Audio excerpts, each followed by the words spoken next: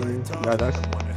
My name is Wale Adedokun, Estate of Yambala, Inner Circle Yagawa of State Nigeria.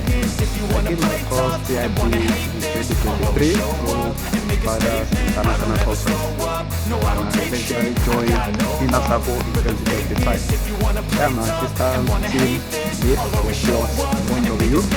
The journey has been an amazing journey in Inner Circle. As a Yada, TIP program has really shaped my parenting journey. It has been an amazing and wonderful experience from webinars, from wisdom nuggets, seminars, and many programs embedded in TIP program. The first testimony I would like to share is that I learned a lot and through TIP program. No more yelling when webinar has really taken away from me. I've been calm, cool, and being focused in addressing issues in my family. There are a lot of things that TIP program, especially Inner Circle, has in stock for we parents. And I would like to enjoy every parent out there that have not joined Inner Circle or that have not heard about TIP. Please do yourself a good and be part of this family. It's a wonderful experience and you'll be glad and enjoy. Like Coach Wendy usually says, start where you are. No matter how team has been, just start where you are and you will continue to grow from there, to build structure, to build system. I'm inviting you to be part of this family. Registration has started. Be part of this family, and appreciation goes to TIP Coach Wendy, and our team. Thank you. God bless you.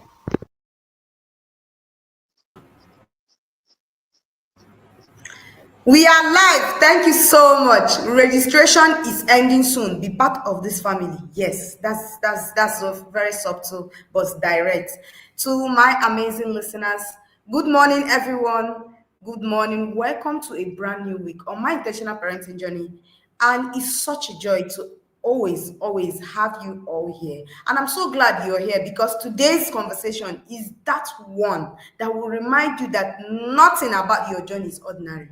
I tell you, nothing about your journey is ordinary because it is a calling, it is a ministry, it is a journey that requires wisdom, that requires clarity. And today's conversation will bless you so deeply. Yes, before we continue, please, we want to, and I want to personally honor Coach Wendy Ologi. Every testimony we always come here to share on this platform is a seed from your obedience, man. Is a seed from your sacrifice. Is a seed from your commitment to raising a generation of intentional parents. Coach, we honor you, ma. We celebrate you, ma. We say thank you for betting this platform for us. As you settle down, please invite other parents. Do not fail to invite other parents. Let them come to learn from a woman whose story is a proof that when you choose growth, it shifts everything about you. Yes, and we also have with us an intentional parent, a thriving entrepreneur, a woman whose growth has been nothing short of inspiring. Auntie Tanny, Mrs. Tanny, welcome, ma. The founder of Mo Snacks. Have you tried Mo Snacks before? A fast-rising healthy snacks brand in the heart of Lagos. Mrs. Tani, we are so honored to have you here today. Welcome on my intentional parenting journey, ma. Thank you. I'm honored to be here too. Thank you, Coach Mandy. Thank you, Fesinachi. I am honored. Good morning, Lagos Yadas. Good morning, incoming Yadas. Good morning, all Yadas. Good morning, TIB family. I am honored. I am highly honored to be here this morning. Thank you. Thank you so much, ma. We love it here. We love to have you. And please, to everyone who is here, who has joined us, as we begin this conversation today, I want you to pay close attention. Honestly, not just from, seeing Mrs. Tani, what she has done, but to who she has become. Pay close attention. Listen to her journey, because behind every testimony on this platform is someone who has made a decision. I tell you, someone who has made a decision to grow is someone who has made a decision to learn, a decision to stop parenting from guesswork, a decision to be intentional.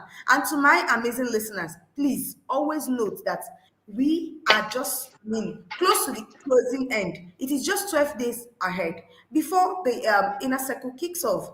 And please, so as you listen today, invite everyone, open your heart, open your mind.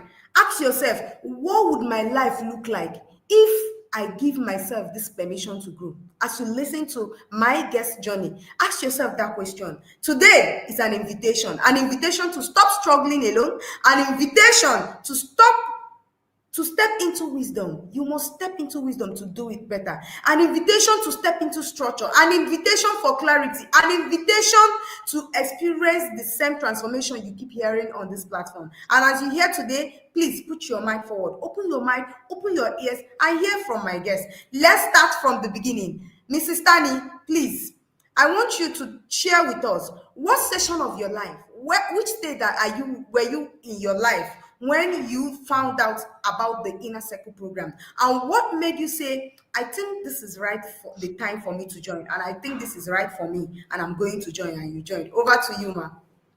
Okay, thank you. I think I came across Coach Wendy's page sometimes in 2019, 2020. I think it was during COVID time, and it was just out of boredom. I'm not a phone person, I'm not a social media person, but I was bored that day and I decided to go to Facebook. And a page came up. I don't even know how I got involved in the page, whether I added her first or I joined the intentional parenting forum first. I joined one of it first. And she was always posting content. She always write and I'll read from it. Sometimes I go, sometimes I don't go. I was not consistent until sometimes in 2020, and I went to Facebook. That was the only thing I knew on social media then, Facebook. And as usual, our content came up, and there was something on parenting.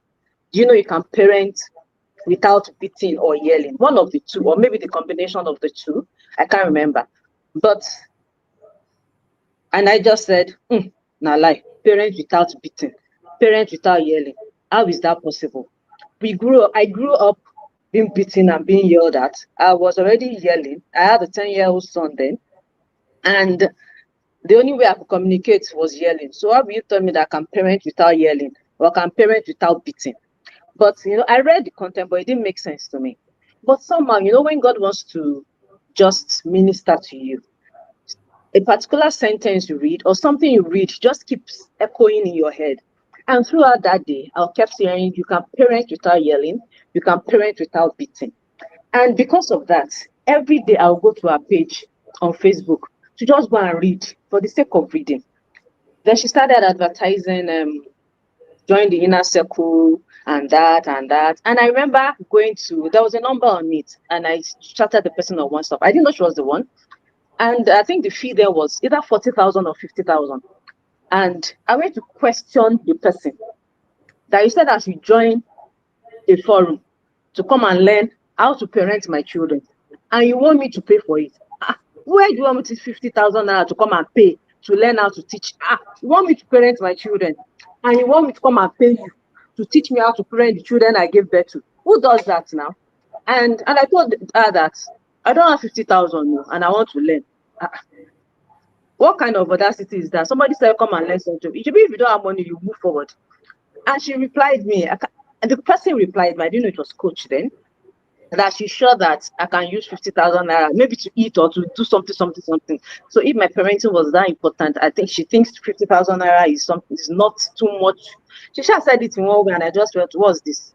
You want me to come and learn, and you're priding again on top my money. But each time I went to her page, I always learned something. I think that was what pushed me. And even then, we were even allowed to pay instrumentally. She said we should pay 10,000, then we'll fill a form and tell you how long we want to spread the balance. And I said, okay, let me start. It's 50,000. It was not as if I could afford it to. That 50,000 naira was big money to me then when I was going to join in 2021, but we started paying in 2020, I think. And I just said, okay, I've been learning from your page. If I pay 10,000 naira first installment, and I don't learn anything, in 1 month, bam, I will not pay again. When you are tired, you remove me from the group. So that was the intention I had when I paid the 10,000 naira initial payment. And I filled the form that I'll continue to pay 10,000 naira for the next 4 months. And I paid, and I was added maybe cohort 1B or something then in 2021. And that's how I got into the inner circle. And asked me that, did I finish paying the balance? In fact, I finished paying the balance the second month. I paid my 40,000 naira the second month, because you know when you come like, what do you want to offer me? And the induction ceremony for that year alone had answered all the struggles that you had. So I was eager to pay the balance. In fact, I didn't question. The first day when we were going to have that induction, she told us, she said we should come with our paper and, or she said it, or maybe she mentioned it, come with your book and biro, just come with a pen or journal. I said, what John is journal? Come and learn. I was just lying on my bed casually, like, when you finish talking, let me see what you want to say. When my 10,000 naira finish and it don't make sense, your balance, you're not getting it. And when she started, 15 minutes into that induction ceremony, I didn't know when I got up from my bed. And I came to sit down on the dining table. And my husband was asking me, what happened? I said, I have classes. And I sat down. And in that induction ceremony, in 2021, I wrote 5 pages. It was a paper because I didn't buy a book. I just took exercise book, took scrap sheet, and I started writing. And I was like, is this what I have been missing? Is this what I have to pay 50,000 naira for? By the time I got my salary, a month after, I paid my 40,000 naira balance. So that was how I got into the yard. That was how I got to know about inner circle. And I have not regretted from that day.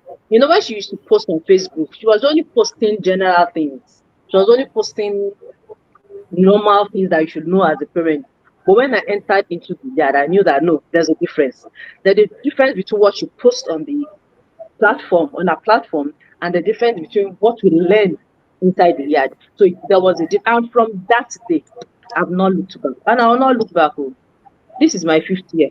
We are registered for 6th year. We continue to move. So that's how I came into the yard.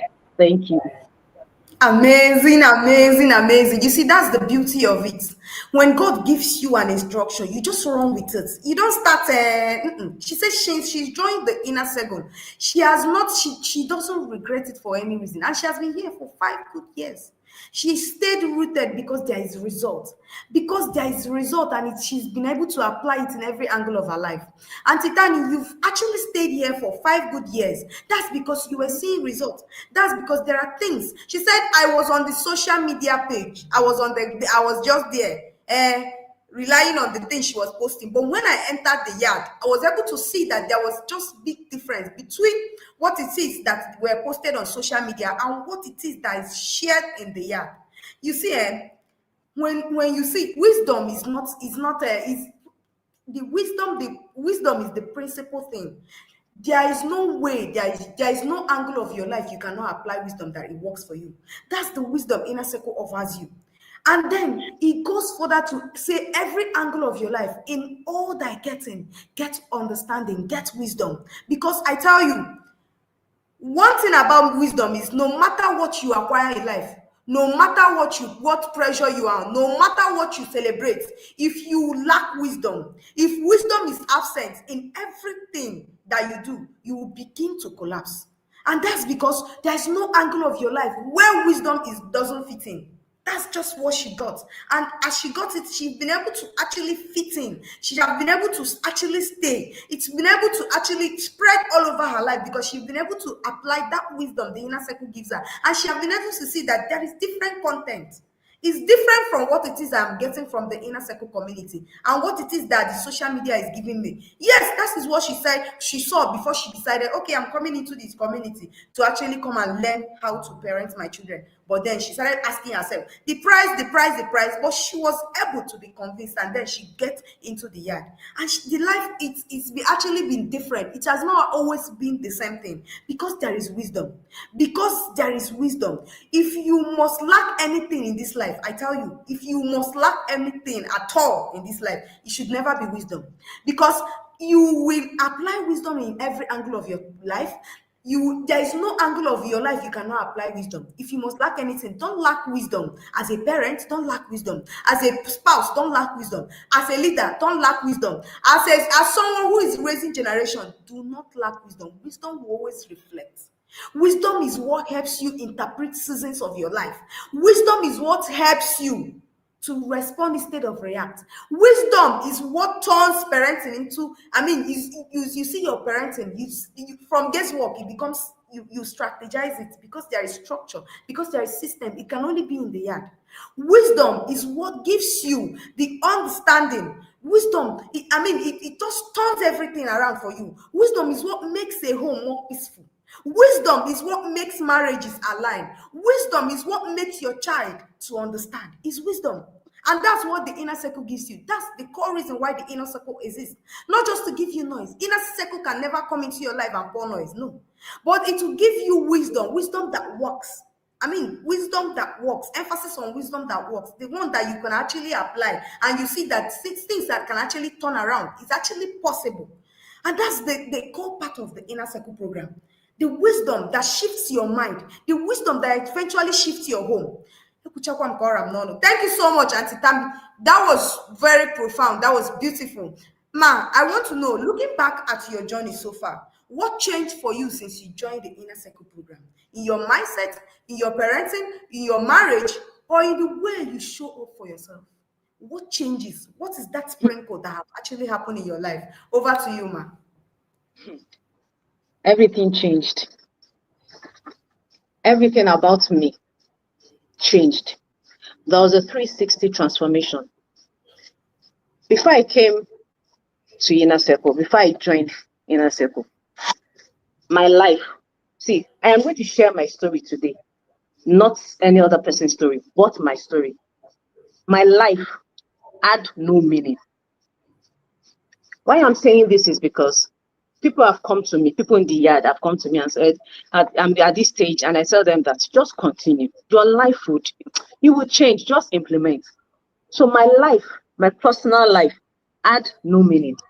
As in, I was existing. I was just there. You are just in life, but you are not living. I was breathing, no. I was eating, I was doing everything. But I was existing, I was not living. There's a difference between existing and there's a difference between living. So I was existing, I was not living. My life was just there. And in as much as I came in to stop yelling, because that was what attracted me to the yard, I came in to stop beating my children. I found me. I had to reparent me. Inner Circle changed me. Oh, people who understand. Let me share a bit of my background.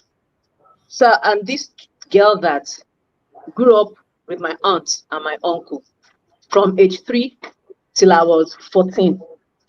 And when you say you have comfort, I had comfort.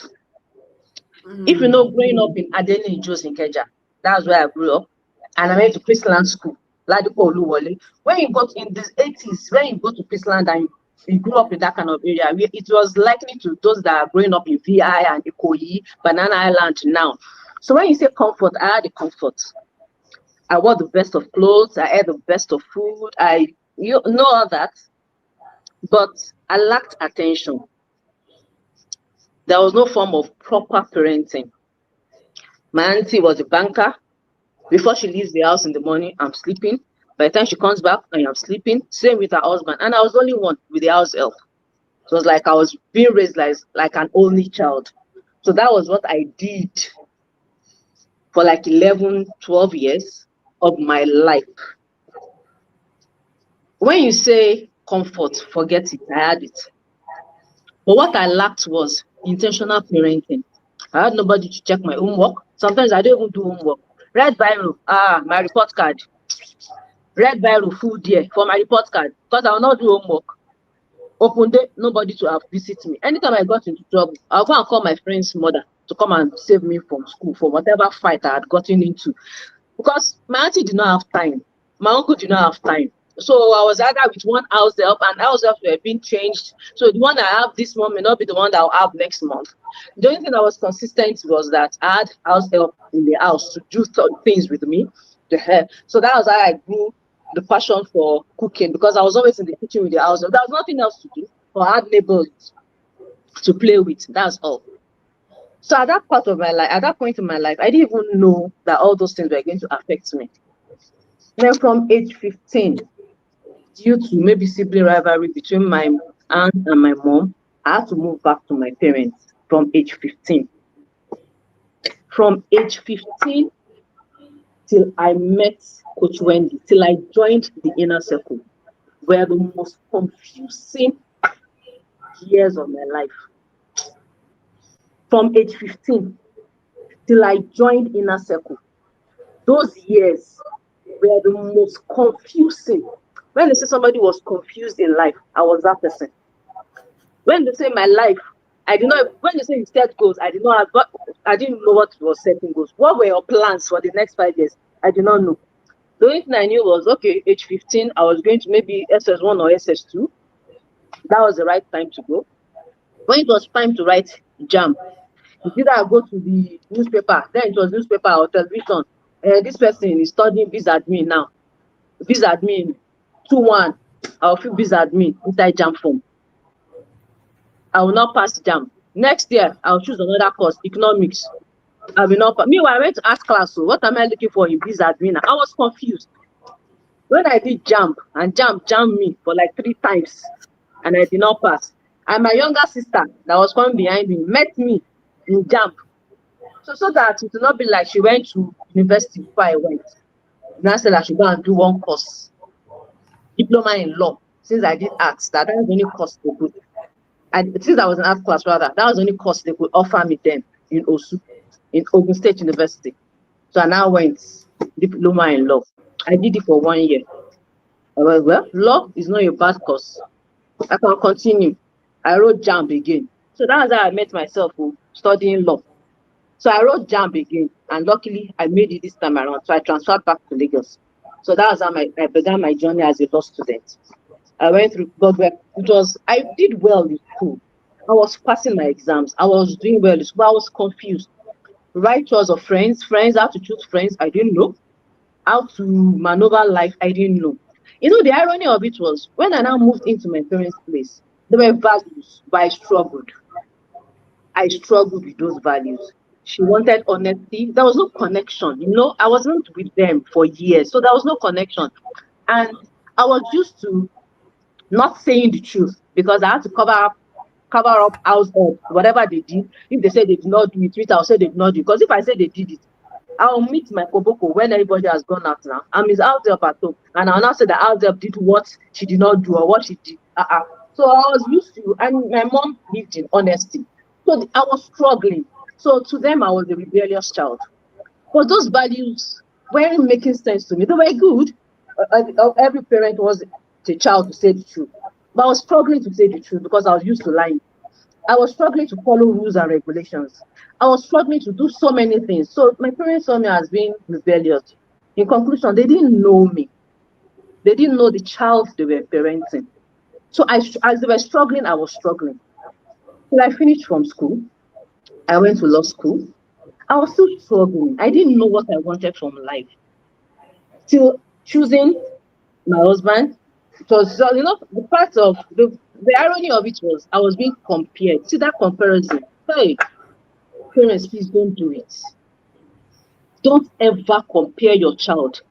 Don't even compare siblings. I was compared to any child that was successful.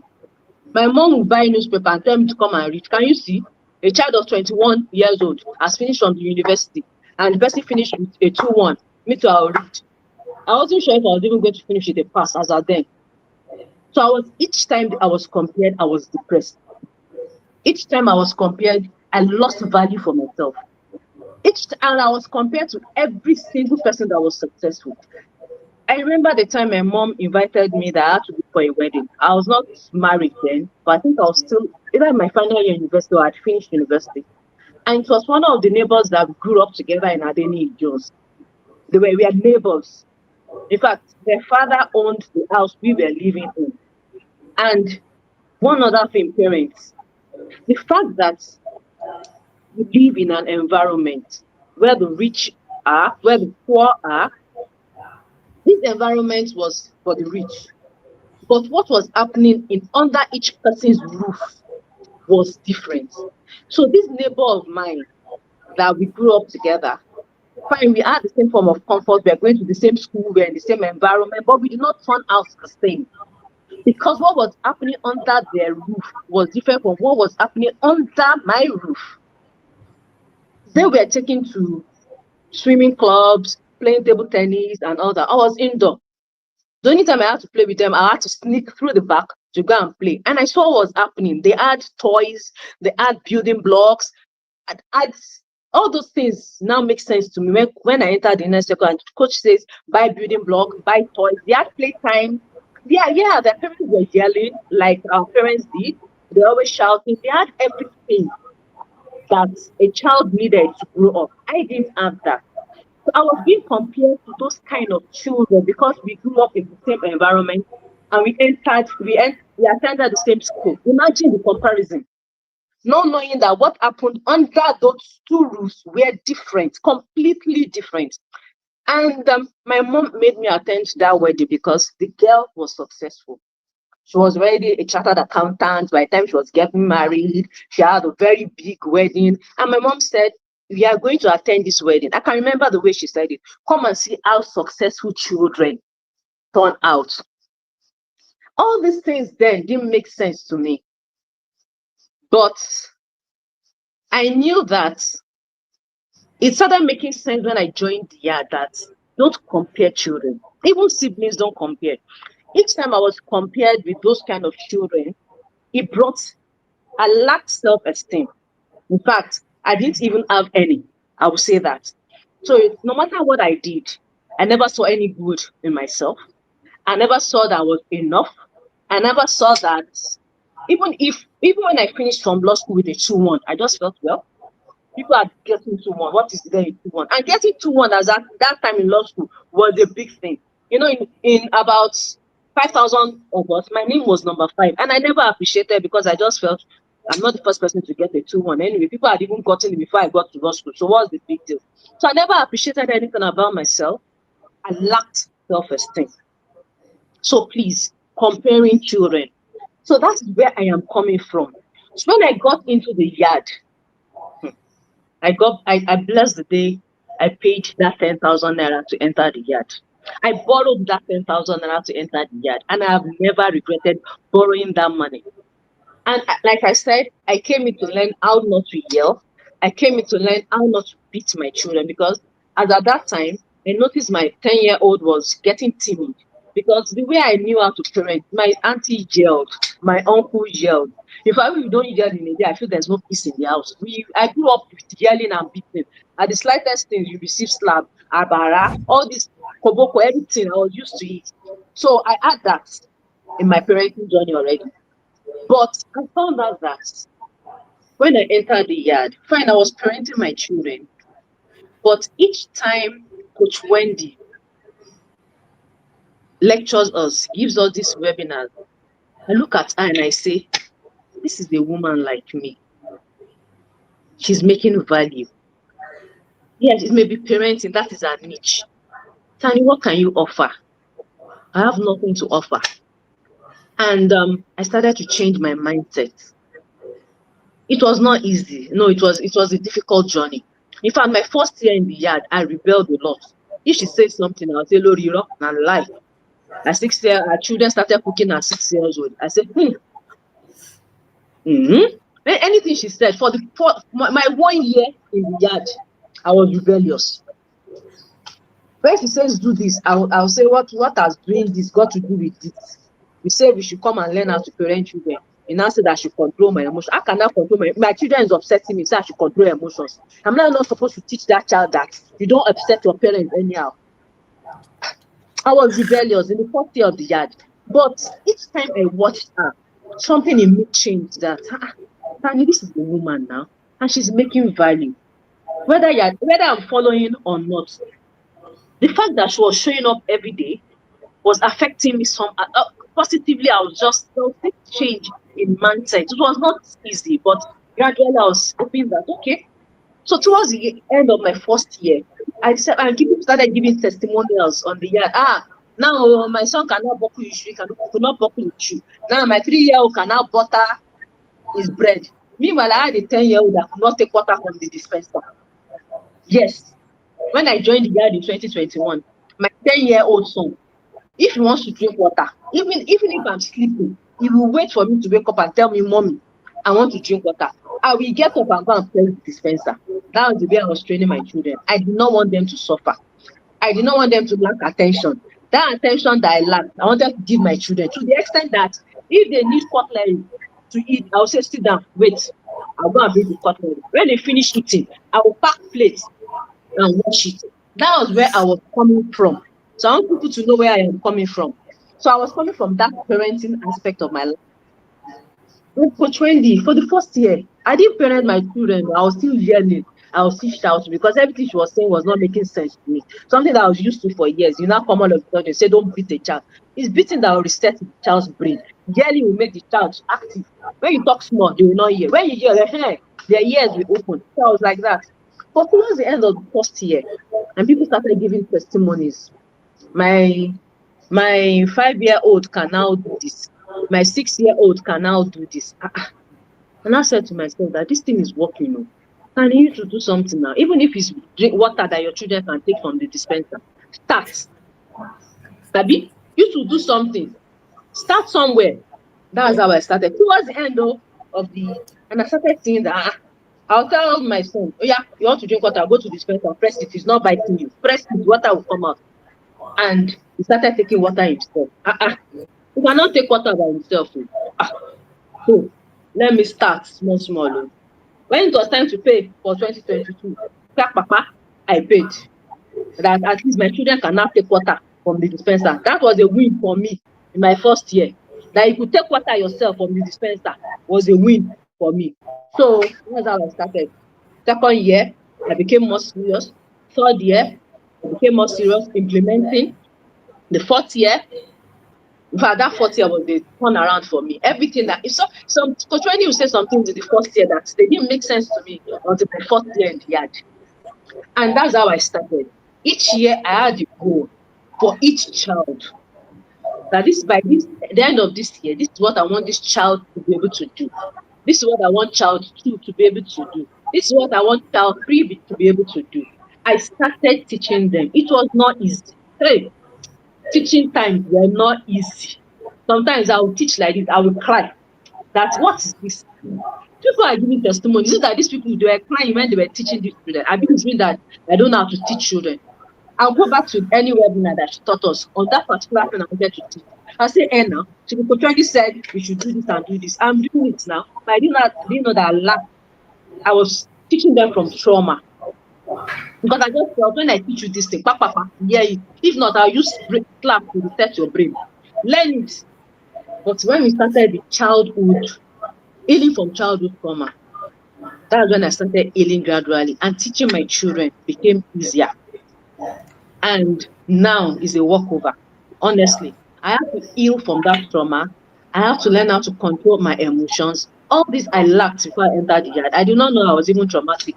I did not know when you're angry, you can tell them your children that please, I need to be alone, I am upset. I did not know, I just felt that you're angry, You have a right to be angry and just throw your anger on anybody that comes your way. Whether it's your infant or your toddler, just kick the child to show that you're angry. That is the way I like to express my anger.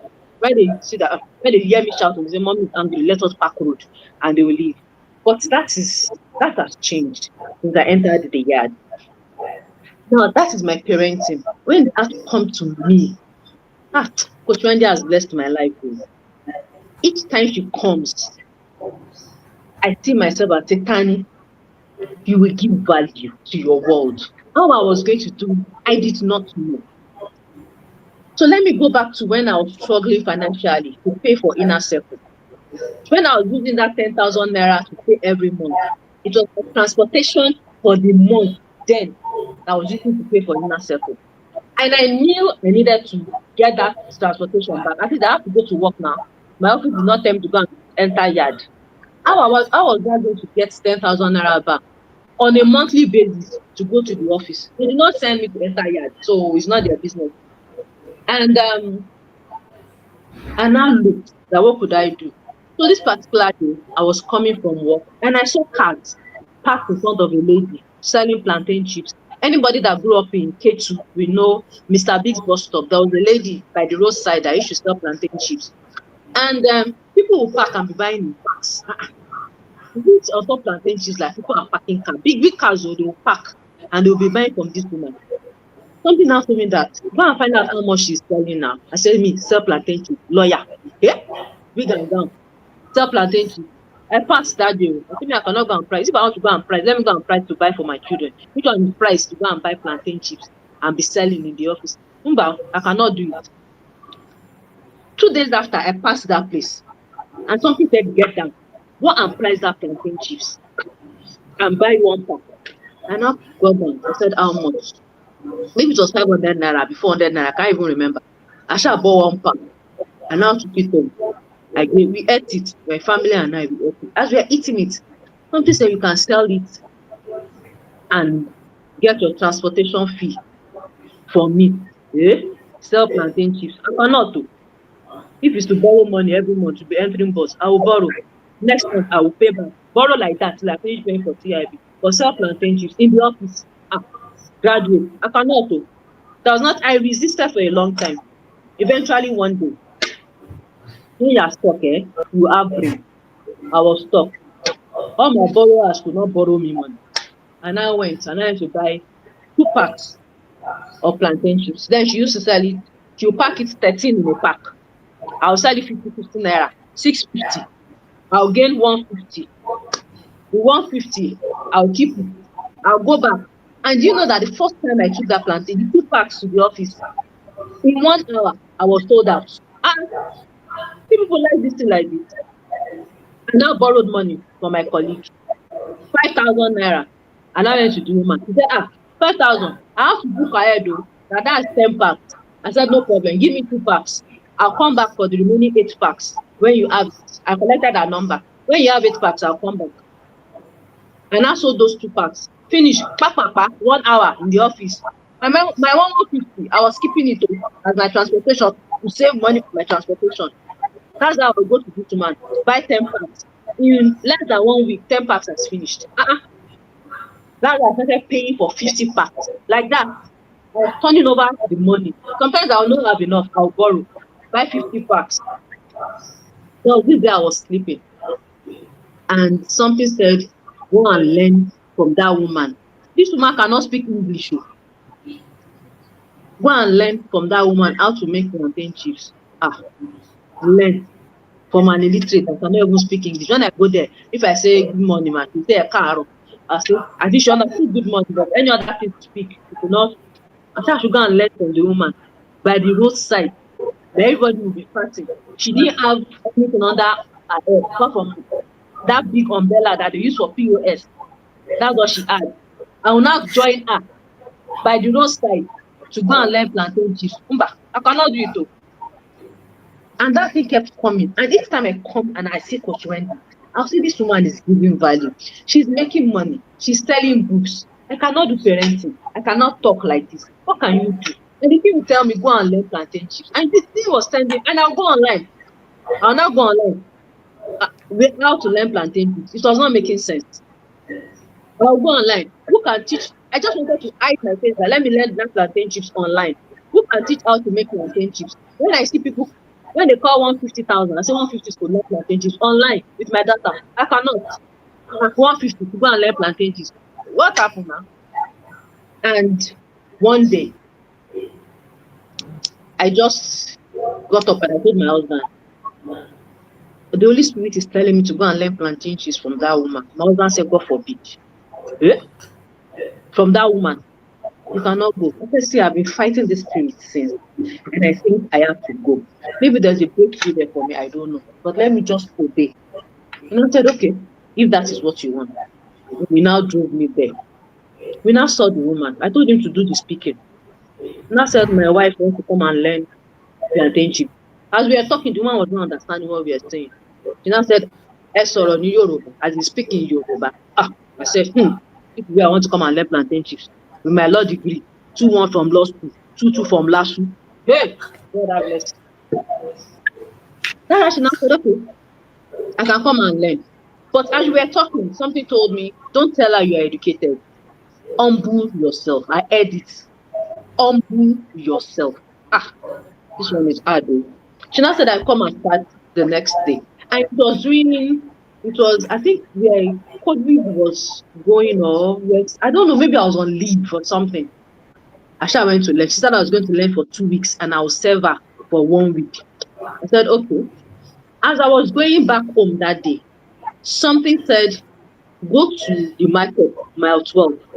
Go and buy clothes that are simple enough for you to go and learn. Don't wear all your jeans that you have at home and all your expensive t-shirts and everything that you have at home.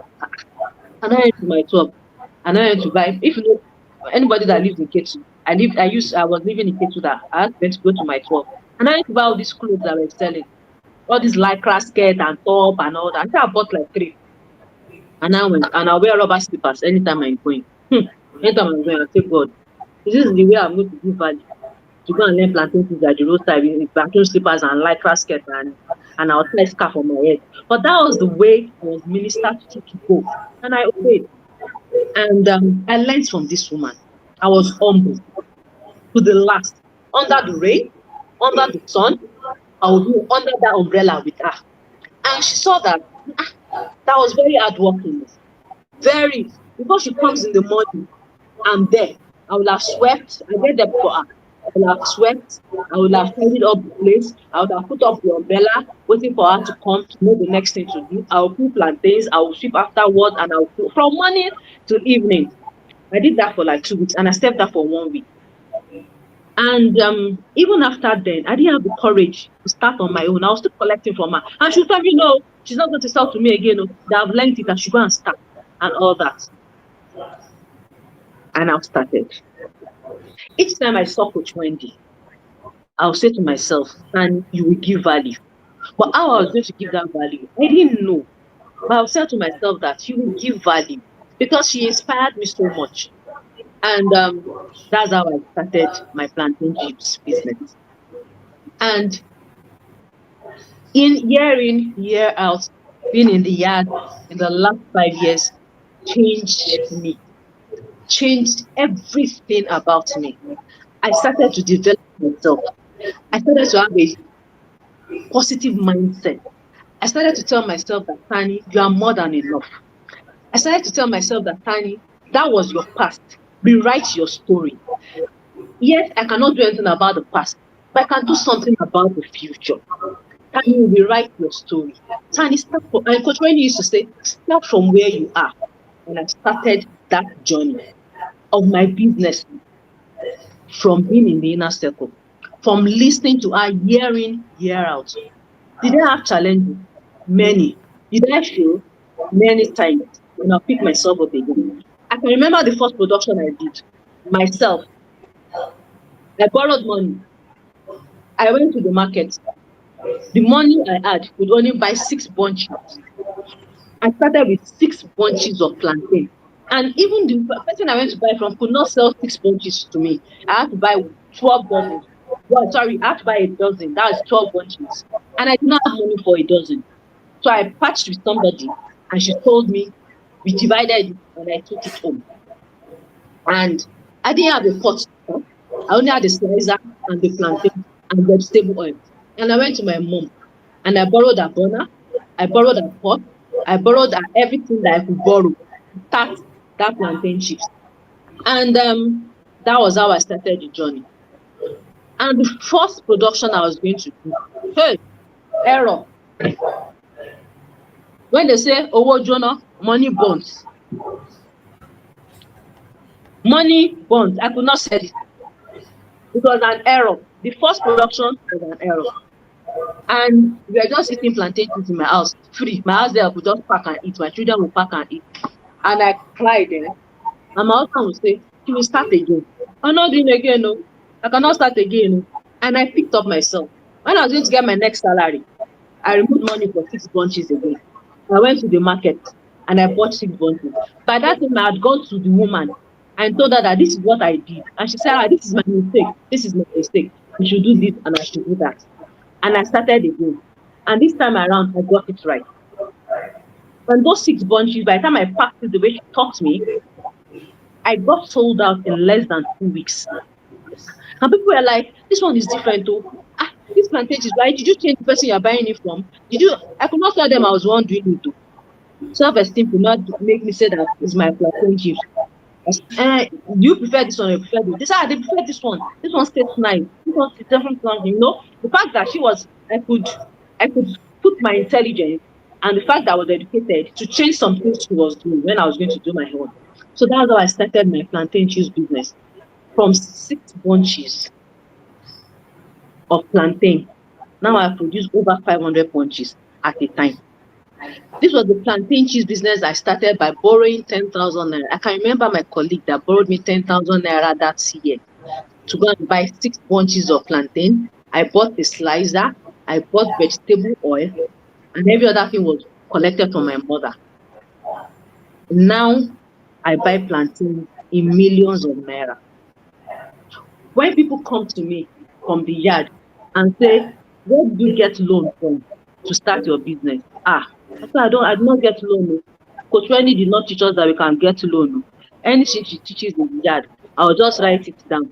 Tanny, how can you implement this in your life? Tanny, how can you do this to your children? That's how I started. I did not start with borrowing money. How do I want to pay back borrowing money to buy equipment? How? But my business took a turnaround when I was in the yard and I had to do a business coaching with Coach Kunle. No. That turned around my business. That's when I knew that I could use my profit to start buying equipment for my business. I could go from manual to automation. I knew then that there were slicers that could slice plantain easily, but were in millions of naira. And I told myself, how do I want to buy it? These plantain chips, how? Buy slicers of 4 million naira, buy fryers of 1.7 million. From where now? From 10,000 naira borrowed. And he taught me in that business one-on-one coaching that you can buy this equipment from your profits. This is how to do it. And I started. So that's how I started. Because when people come and say, you have this equipment, you have that equipment, I didn't buy it from the beginning. My business grew into it. And all this started when I joined the yard. I did not have slicer when I started. It was manual slice using my hand. In fact, if I was not around to slice, nothing can happen. But now I am not there. Production is going on. I am not there. Customers are buying. I am not there. Plantains are coming in. All I have to do is transfer money. Everything is going on fine. And all this started from being in the yard. This started from when I met Coach Wendy. I implemented like my life depended on it. I saw at the time she was teaching. I just saw her and said, Tanny, you will give value, but you have to do the work. And I started implementing any webinar, any workers meeting, anything till go live, anything that we taught us. I'll just put out 1 or 2 things that I was going to implement from that webinar, and I will implement. I'll first of all pick out those things to implement over myself. When I am now that thing, I will now implement in the life of my children. It's easier to model. When you are telling your children, read, and you are not reading, they don't see you reading. It's not. So anytime I implemented in my life, it was easy for me to implement in the life of my children. So that's how I got transformed. My parenting, my life, my marriage, everything about me turned around. Everything about my life turned 360. Now I don't yell. My children are so independent. The children that could not take water from the dispenser, now they prepare meals and bring to the table, and I cross my leg and I eat. And I say, when people say, Yoruba say, that you're eating the fruit of the tree. This is me. I've started already. They've not left the house, but I have started. I started to teach them everything.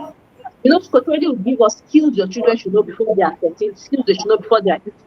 So every month, there's something I am teaching my children. There's a skill they are learning. I did the work. I will not lie to you. It was not easy, but I had a goal in mind that by the time these children are this age, or by the time they are this age, I want them to have been able to do this and to be able to do that. And at that time, my 10-year-old, I said I could not take water from the dispenser. He's 15 now, and he handles the house. He takes control of the house. He will enter the kitchen and prepare a meal for the whole family to eat. Just 5 years in the yard. He will tell me that went on honeymoon to Uyo with my husband for couples retreat. Before I could not do that though. If they say we are traveling somewhere to Ibadan for one day, I could not work with my children. I have children. They cannot do anything by themselves. So my life was limited. I could not do things outside. They could not do anything outside me. When my husband is going, I can't go because I have to stay at home. But now I can go. If they say Canada, yeah, let's go. They will handle themselves. I went to Europe for 3 days. They were at home. Thursday they went to school. Friday they went to school. They were at home on Saturday. So we came back on Sunday and the house was fine. They ate, they did everything, and everything was in order. I couldn't have achieved this if I did not come into the yard. I am saying it with all humility. I couldn't have. I'm sure that my 15-year-old son, if I did not enter the yard now, maybe he will be learning to cook by now. But I just felt I have that behind my mind that when they are 18, that they're supposed to start learning some things. When coach will say, my children started to learn at 6, I struggled though. I was saying a lie.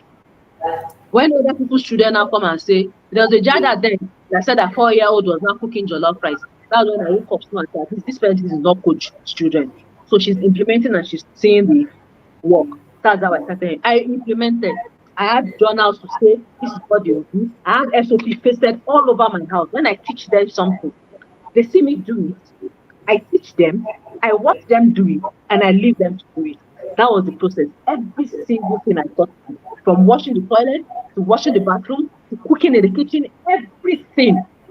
There were also SOPs pasted all over the house, written in black and white, written in cardboard, everything I implemented, and I saw results. Now I can sit back and say, oh, thank you to Coach Wendy, because I now have peace. I am not a transformed person. People now come to me and I can tell them that start from where you are. Somebody reached out to me this morning and said, please, I want to talk to you. That was 10 minutes before I came into this place. That she really need to talk to me. I was like, I'm preparing for a session. I hope everything is well. She said, I am depressed. I am confused. I don't know where to start from. Yeah? And I looked at myself. People have been coming like that. And I look at myself and I said, Tanny, people are coming to you. You, at the time in your life, you don't know what to do to your life. They're not coming to you to seek advice on what to do with their own lives. Isn't God marvelous? As I was reflecting just 10 minutes before I started this session, and the woman came to me and said, she sent me a message, and I said, can you please watch my session? Because there was a time that all I had in life was confusion. I was depressed. I didn't know what to do. I only did things because people were doing it, not because I wanted to do it. But see me now, they are coming to me to seek advice. If you do not see something in my life, you will not come to me for advice. You know I can help you, that's why you are coming. Can you please watch my journey? Can you please listen to my journey? And let us start our conversation from there. And I reflected and I said, Tanny, is this really you? My family now, before, I'm the first child though, but before I knew anything that is happening in the family, every other person, my younger one would have heard, because I believed that I had nothing to offer. And really, I had nothing to offer. I was not doing anything. I was always going to people to ask for money for this, ask for money for that, to feed the family, to do this and to do that. But now, the case is not like that. And all that changed because I joined the inner circle. I had that transformation. It was a transformation, not a change. When they say somebody transformed, If I could do it physically, I'm sure people would think that I did plastic surgery. The way my life transformed there, it's like they did plastic surgery for my life. And honestly, if I reflect and how I started from a nobody, borrowing to come into the winning circle, borrowing to start my business, and now I am ministering to people. Now I can pay for people to join the inner circle. Now I can tell somebody that. Now I can mentor people and say, start from where you are and you will get there. No, no, no, no. Thank you, Coach Wendy. I am humble. I am humble. And I am saying thank you. You have changed my life. You've changed my family. You've changed my marriage, my spiritual life.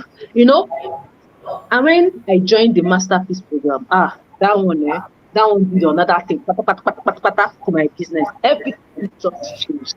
All the fears that I had that, Tanny, can you do this in this business? Everything went. And I started taking those bold steps. See, that last year's retreat that we went, I mean, is it this year? This year, whenever we went, I can't remember. That retreat that we went into, it was this year, changed everything. Coach taught us to face our fears and take bold steps. She taught us to change locations of so many things, our emotional location, our spiritual location. And I implemented like my life depended on it. And my business took a turn around. See me buying equipment upon equipment from where? It's from this business. So when people come to me, is when did you take loan to start your business? I did not take loan. That business started with 10,000 naira. Don't let me tell you. In fact, when I was filling a form recently, I wanted to go for a course. And they were telling me that what has been my turnover from January to that was till October. And I went and I saw my figure. I froze. Second, this is you. Is this more snacks? As in that you learned under one umbrella how to start. I could not write. In fact, when I was writing out the figure, I was writing it down in tears. I was writing it down, thanking God that what if I did not? I ask myself sometimes that what if we did not join inner circle? Tanny, what would your life be? I'm not like you, confusion. I will still be confused because I don't know where I would have learned all these things that I'm learning in the yard. I don't know what book will have taught me. I don't know if I was not even reading before. It's inside the yard I learned how to read. So I won't have even read any book. I won't have known how to read books to improve my life, to improve my parenting. And now I sit down and ask myself, what if you do not meet Coach 2020? Or what if you do not borrow money to enter the yard? How will your life have been? And I'll answer you, confused. I will have still be confused with no direction. So I don't know who I'm speaking to now. I don't know who is listening to me and saying, I'm in this space. I don't know who is listening to me and saying, can I still start? Yes, you can. If Tanny can start with 10,000 naira and now buy plantain with millions of naira, please, you can do it. This was Tanny that did not even believe in herself. I see my results sometimes in school, and I thought, what is this? Now only are you the first person? I never appreciated anything about myself. I just felt I was not enough. I just felt, who are you? I couldn't go in the midst of people and talk. Then, but now people will call me. I talk about anything. I will have one thing or the other to say because I've learned how to read in the yard. I've learned how to develop myself. When Coach Randy is saying, buy this book, fine, I'm buying it.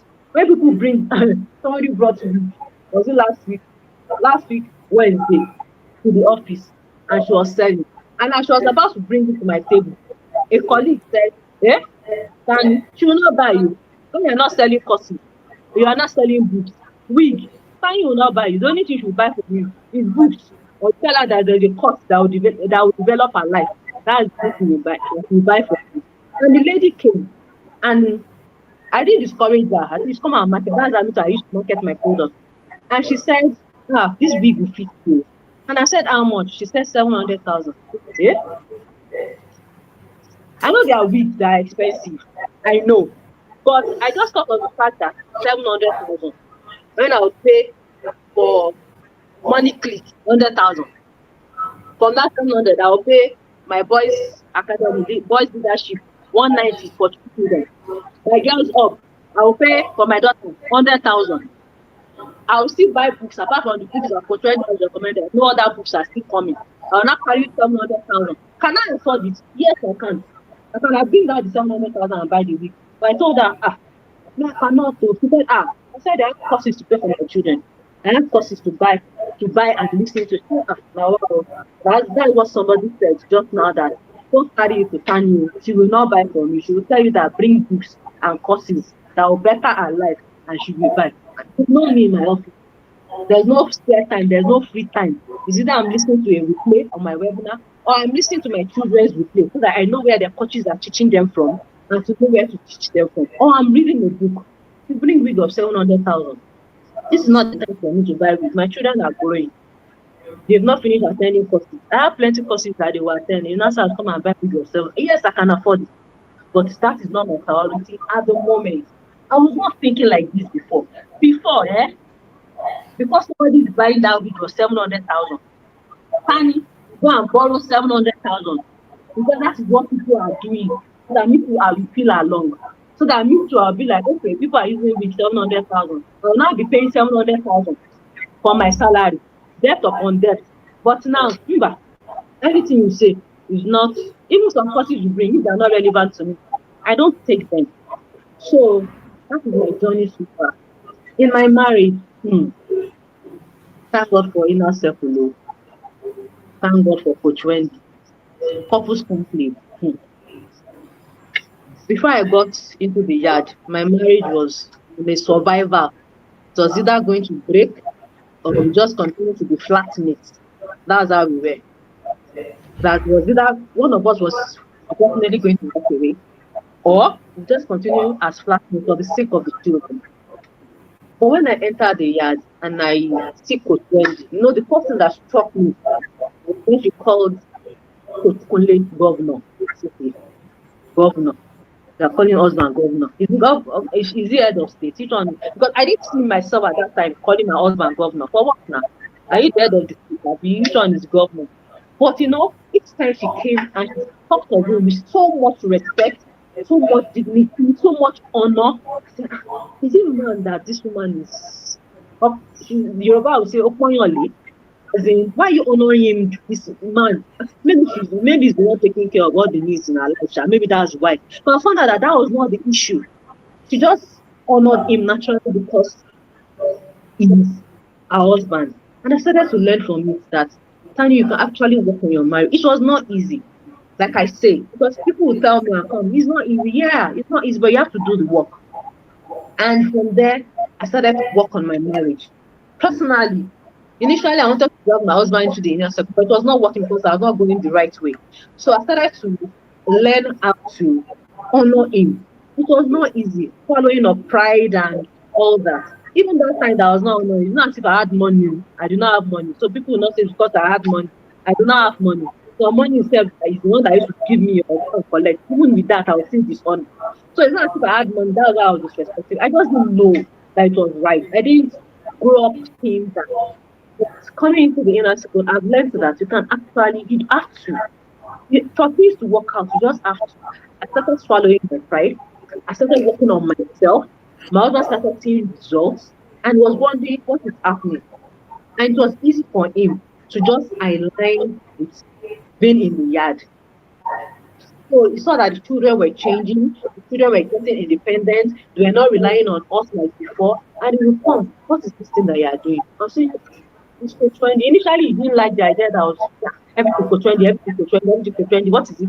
But I found out that I was passing the message the wrong way, and it wasn't going down well with him.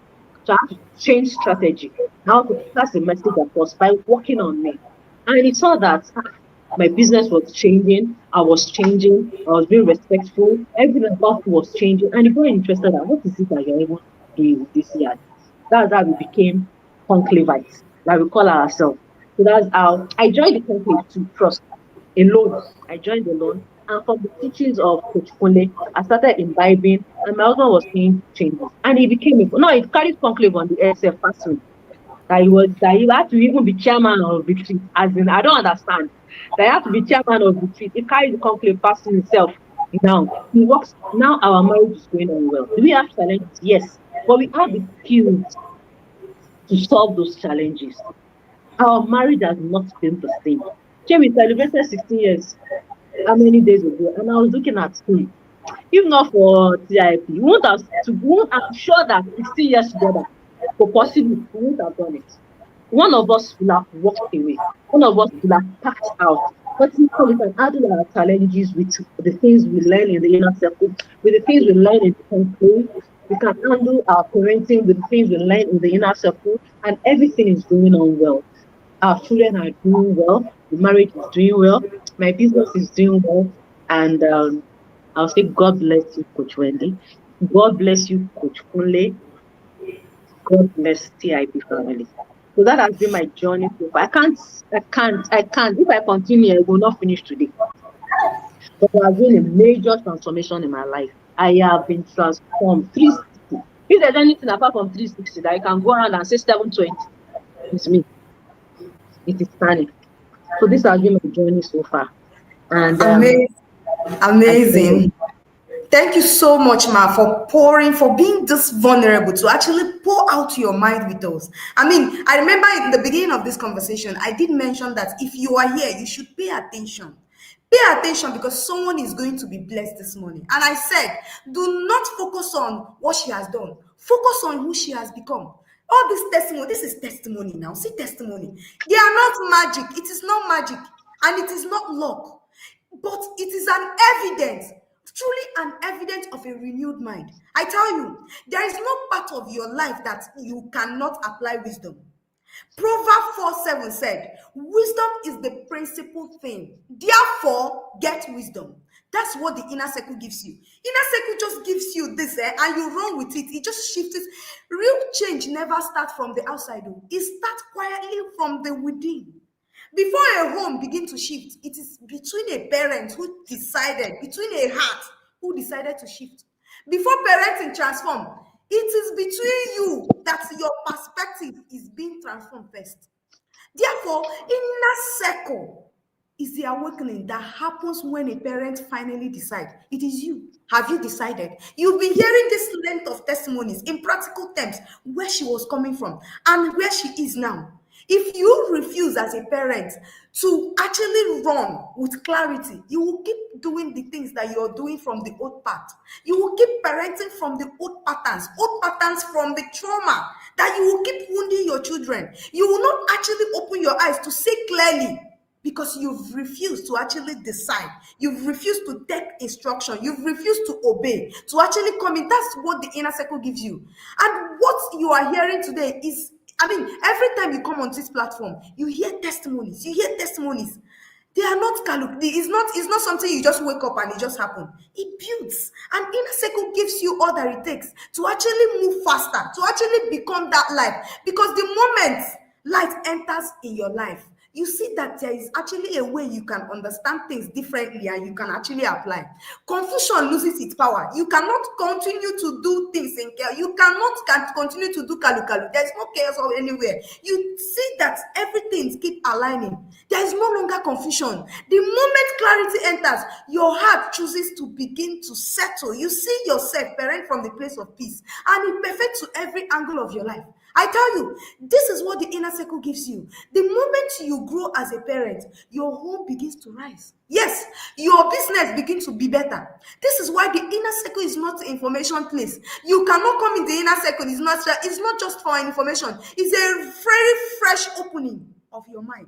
You see your mindset, everything transforms. I tell you, from the testimony you've heard today, I am sure someone is blessed this morning. I am sure you have been able to see that you can actually do it. Inner circle, it is an illumination. That's what inner circle is. A brightening of perspective. Inner circle brighten every angle of your life. A place where your mindset is constantly, come on, a place where inner circle on a daily basis. Your mindset, every aspect of your mindset is constantly being rewinded. It's constantly being rebuilded. Your perspective changes. A place where your mindset is being rebuilt. Your patterns are rewired. Yes, you cannot continue to do it from the old pattern. When you come into the inner circle, even if You are a rebellious person. You don't want to accept truth. Gradually, you will be able to see that it's doable when you hear from other people. Auntie Tani said, when I came in, I was, these people, she was fighting all the truth. But when she saw that it was doable from other parents who are able to share, she saw that she can actually apply it. She did apply it. And what happened? It begins to work. When you put in the work, there is definitely results. Your parenting becomes when you, as in everything, you see that there is actually peace. You can't do things from accidents. You can't do things from confusion. You do things from a place of peace. You do things from a place of rewind perspective. You see things differently. And when intentionality enters in one area of your life, it flows in every aspect of your life. Your clarity in parenting becomes your clarity in business. Yes, if you think you're only coming here to come and learn how to actually parent, no, that's not it. You come here, you learn how to actually do your parenting, and then it flows to your marriage, it flows to your business. Yes, growth at home becomes very growth that you can see as purpose. Because that's the very core reason why you're here. Because that's the very core thing the inner circle give you. When you rise, everything around you rises. Your children rise, your business rise, your marriage rise. That's the beauty of inner circle program. And you're still waiting, and you're still out there. You've actually seen that it's doable. You've seen from in practical terms where she was coming from. Something seemed as though it was so difficult. Something seemed as though that it was very impossible. You saw that it was actually possible. Why? Because there was wisdom, because there was knowledge. Yes, it is possible. The scripture has said it. Inner circle has said it. Inner circle is that truth. When you apply it, you see that things can actually move around. It turns every situation around. It turns your life around. Even your business, even your career, everything begins to change. Thank you, Auntie Tammy. That was so profound. I mean, sharing, I'm personally blessed this morning. And yes, if you're just joining us, you're listening from Mrs. Tanny, and she's been able to share her profound story. She's an inner circle parent. She's a masterpiece. She's a masterpiece woman. Masterpiece women. Now we'll come here with the workings. We'll come here to show results, because I mean, our mantra is one of the things that we say we don't do it with excuse. It's a no excuse growth formula. In a masterpiece will actually align you, put you in the way. And she's a conclavite. Yes, she said, now my husband carry conclavite, like say, because it is actually possible, because it is working. Thank you so much, ma. That was so profound. You've been in the inner circle. You've been in part of the inner circle program, and I want us to go into the real contents of the inner circle program, the webinars and the books. I know we cannot begin to actually mention everything. I mean, there's just the length of this journey. If we actually begin to share it, we cannot finish today. But ma, I want you to share your three top webinars and your three top book. Which one hit you deepest? Which one left you with that saying that says, this one met me where I am. This one is for me, Tanny. Over to you, Mrs. Tanny. Thank you so much. All the webinars in top 3. It's difficult, but let me try. The first one I'll pick is, who am I parenting? Because I know I struggled through life. Those years that I struggled, I was confused because my parents did not know me. They didn't know who they were parenting. They didn't know how to guide me. They didn't know, instead of comparing, they should have done something else. So that webinar, over the years, that webinar has always been one of my favorites, because who am I parenting? I needed to know my children. I wanted my children, or I want my children to be an advantage to me, not a disadvantage. Well, my parents felt I was a disadvantage because they just didn't know me. They didn't know how to direct me. They didn't know how to build on my strengths and improve my weaknesses. So that webinar did a lot. I have 3 children, and all of them are different, and I parent them differently. In fact, I didn't know until, 2 years, we did do that webinar 2 years ago, but last year I can remember that we did it, and that was how my parenting journey became easier. And this year again, when Coach brought it, she even brought it from another dimension, and I could understand my children more and more. I have my first that is creative. I know how to deal with him. When he does something, I just feel, well, that is you. That is the way you are wired. He's everywhere. He's organized. He's artistic. He's there. Before then, I didn't. When it's everywhere, I'll be like, "Ah, can't you sit down in one place? Is there a problem with you just sitting down and just doing things? Must you be disorganized? Can't you just take cup and put it in the right place and just?" But I found out that is the person he is. That is one of his weaknesses, and I intentionally just guide him and parent him that way. I have a second child that is how is emotional. What the coach called those children is emotional and sensitive. Is sensitive and emotional. Is the art wired child. I can remember art wired child. Hey, this boy used to give me trauma. When somebody will just come, every little thing you cry, every little thing you cry. That thing used to affect me. That what is it? Must you cry over everything? But that webinar made me realize that this guy is just a sensitive and emotional child, and he was struggling with failure when we are playing games inside the house. As a family, I used to pray that this boy just win this game because if he loses, we are in trouble. You don't know how to play the game, and you don't want to lose the game. And me like this, I will now be praying for you to win the game. Which kind of trauma is that? But when I listened to that webinar, I found out that he's just an emotional and sensitive child. And his being emotional was normal. And all I did was I started validating his emotions. I started building resilience in him. I started telling him that, see, you can't always win in life. You, you have to fail for you to make it. Failure has to come. I told him the story of how my first production went haywire and I lost money. I lost the capital and I lost the profit and I have to start all over again. I told him how I failed in school, how I almost repeated, how I told him so many aspects of my life that I failed and I told him that see, failure is part of life. He was struggling seriously with failure. That even in school, they won't choose him to become, even when they know that he's good with this thing, they won't choose him to participate because they don't want all those cry and you betraying traumas, emotional and all that. So they used to exclude him. So I have to work on his emotions. I have to validate things. I have to just work on him month in, month out, day in, day out. And it paid off. It actually worked. That in grade 5, he had to represent his school. He's good in chess. He had to represent his school in a chess competition. And I was, I can remember that I was just praying that their school will win because I was not ready to go through that trauma of you will now come and you can sulk for days just because they lost. And this boy came back and the school lost. They didn't even get any prize or anything. And the school lost. And he came home that day from school and he said, Mommy, we lost too. And my heart did boom. And he said, but it's fine. Then it was in grade 5, third time. And he said, it's okay, it's fine. In grade 6, I go again. I said, you go again? He said, yes. I said, don't you feel bad? I said, well, I feel bad. But you always told me that failure is part of life. So I feel that maybe if I fail this one, but the next one, we are coming home with a prize. And that changed something in me. That, my son, for the next 1 week, we are still talking about that failure. If they had not, before. And that changed something in me that now I know the kind of children I am parenting. I am working on their weaknesses and building their strength.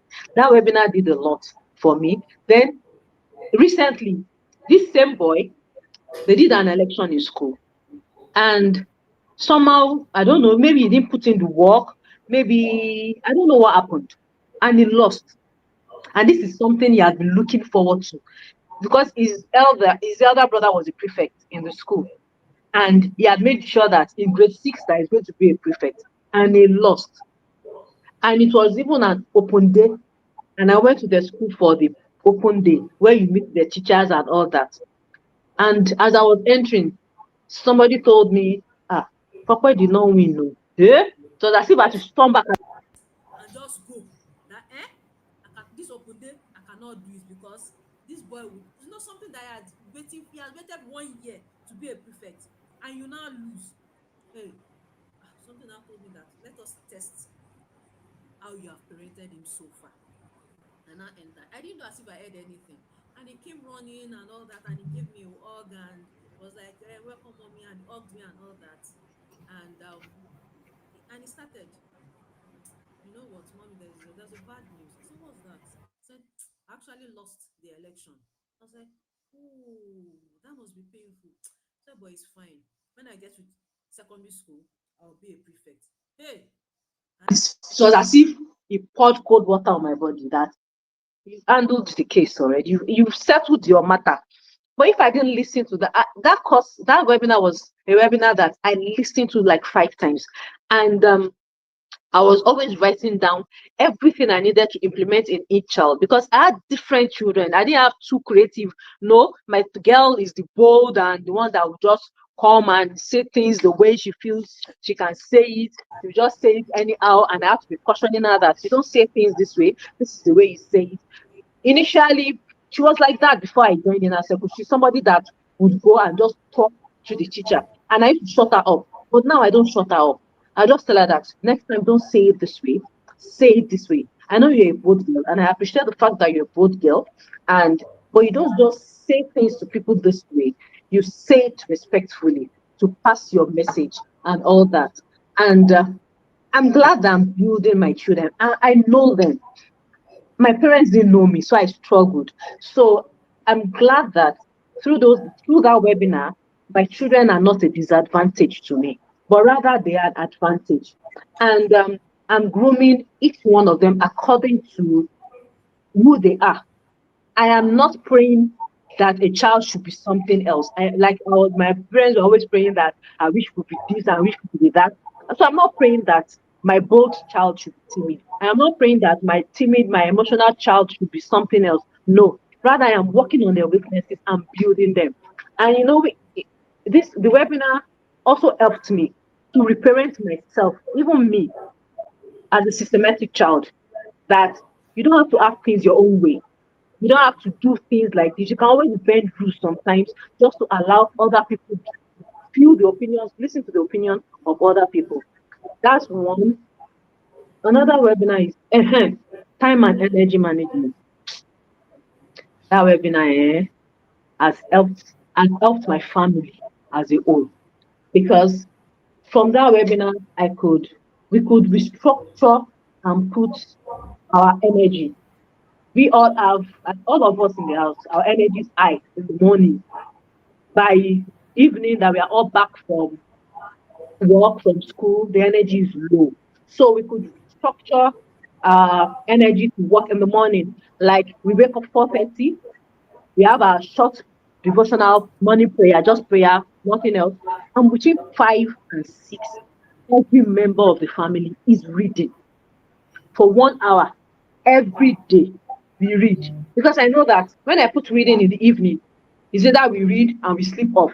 We don't get to finish the page, and we are all dozing. So I changed it, because now we can manage our energy better. Every morning, 5 to 6, you must read in my house. Whether it's the book for the month or any other book. My children read their school book in the morning, then the book for the month in whatever mentorship they have, they read that in the evening. So they read every morning before school. Then from 6 o'clock to 7 o'clock, we are ready for school and we are out of the house. We are ready for school, we are ready for work, we're out of the house. So that webinar helped me to manage our energy. And when we come in the evening, we do our chores. We wake up to clean house. We do our chores. There are sometimes we don't do it, and we are fine. Nobody died. There are sometimes you don't do chores, but that reading is compulsory. I can pardon you not to do your chore for your day, because maybe you are tired and all that. But I still encourage. But if you don't do it, it's fine. But that reading is compulsory. Every day, 1 hour before school, before work, we read. Then which other webinar? There's this webinar on travel skills. I can't remember how it's the travel skills that coach did in February. And that webinar opened my eyes. And before, I used to think, when she said travel skills, we used to try to save money that we'll travel. And she told us in that webinar that you don't have to leave. Travel does not mean that you have to travel out of your country, or you have to travel you don't have to use a plane to travel. Sending your children to go and buy something across the road is traveling. That changed my mindset too. Then, yeah, I was sending my children, but we were just within the estate. Now I developed SOP on how to teach them on how to go and buy things across the road.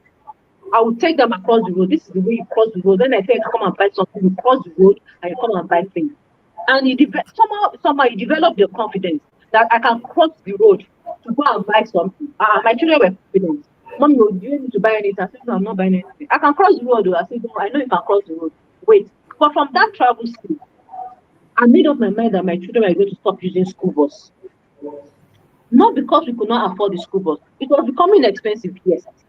But I just felt that if I teach them how to go to school by themselves and come back by themselves, it's travel skills to me.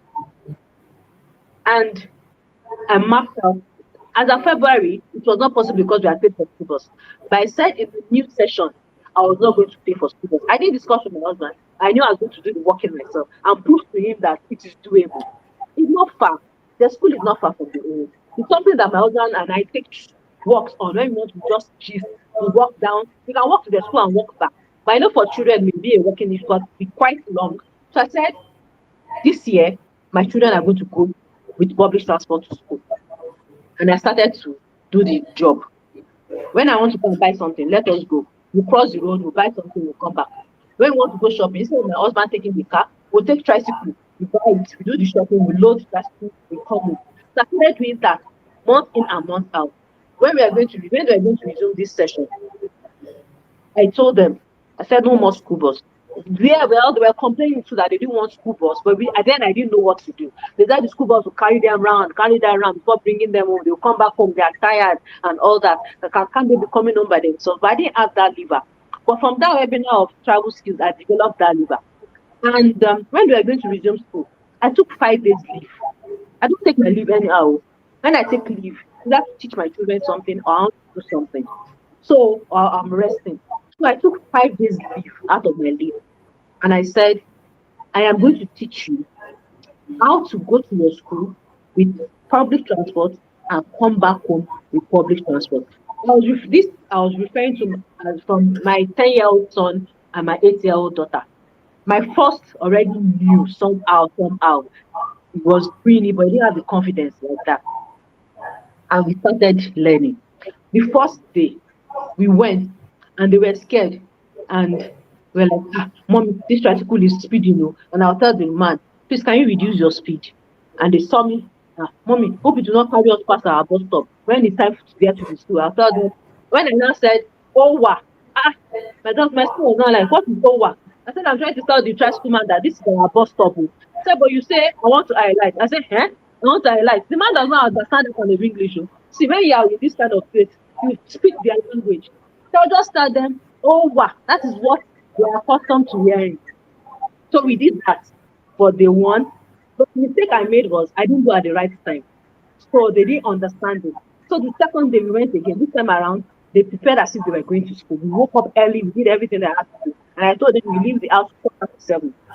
And we left 7:15. And it was easier the second day. And I taught them.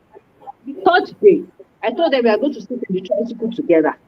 But I was not going to say a word. If they carry us past our bus stop, all well and good. And if they carry us, we say, our bus stop is where we go. They are in control. That's how we entered tricycle the third day.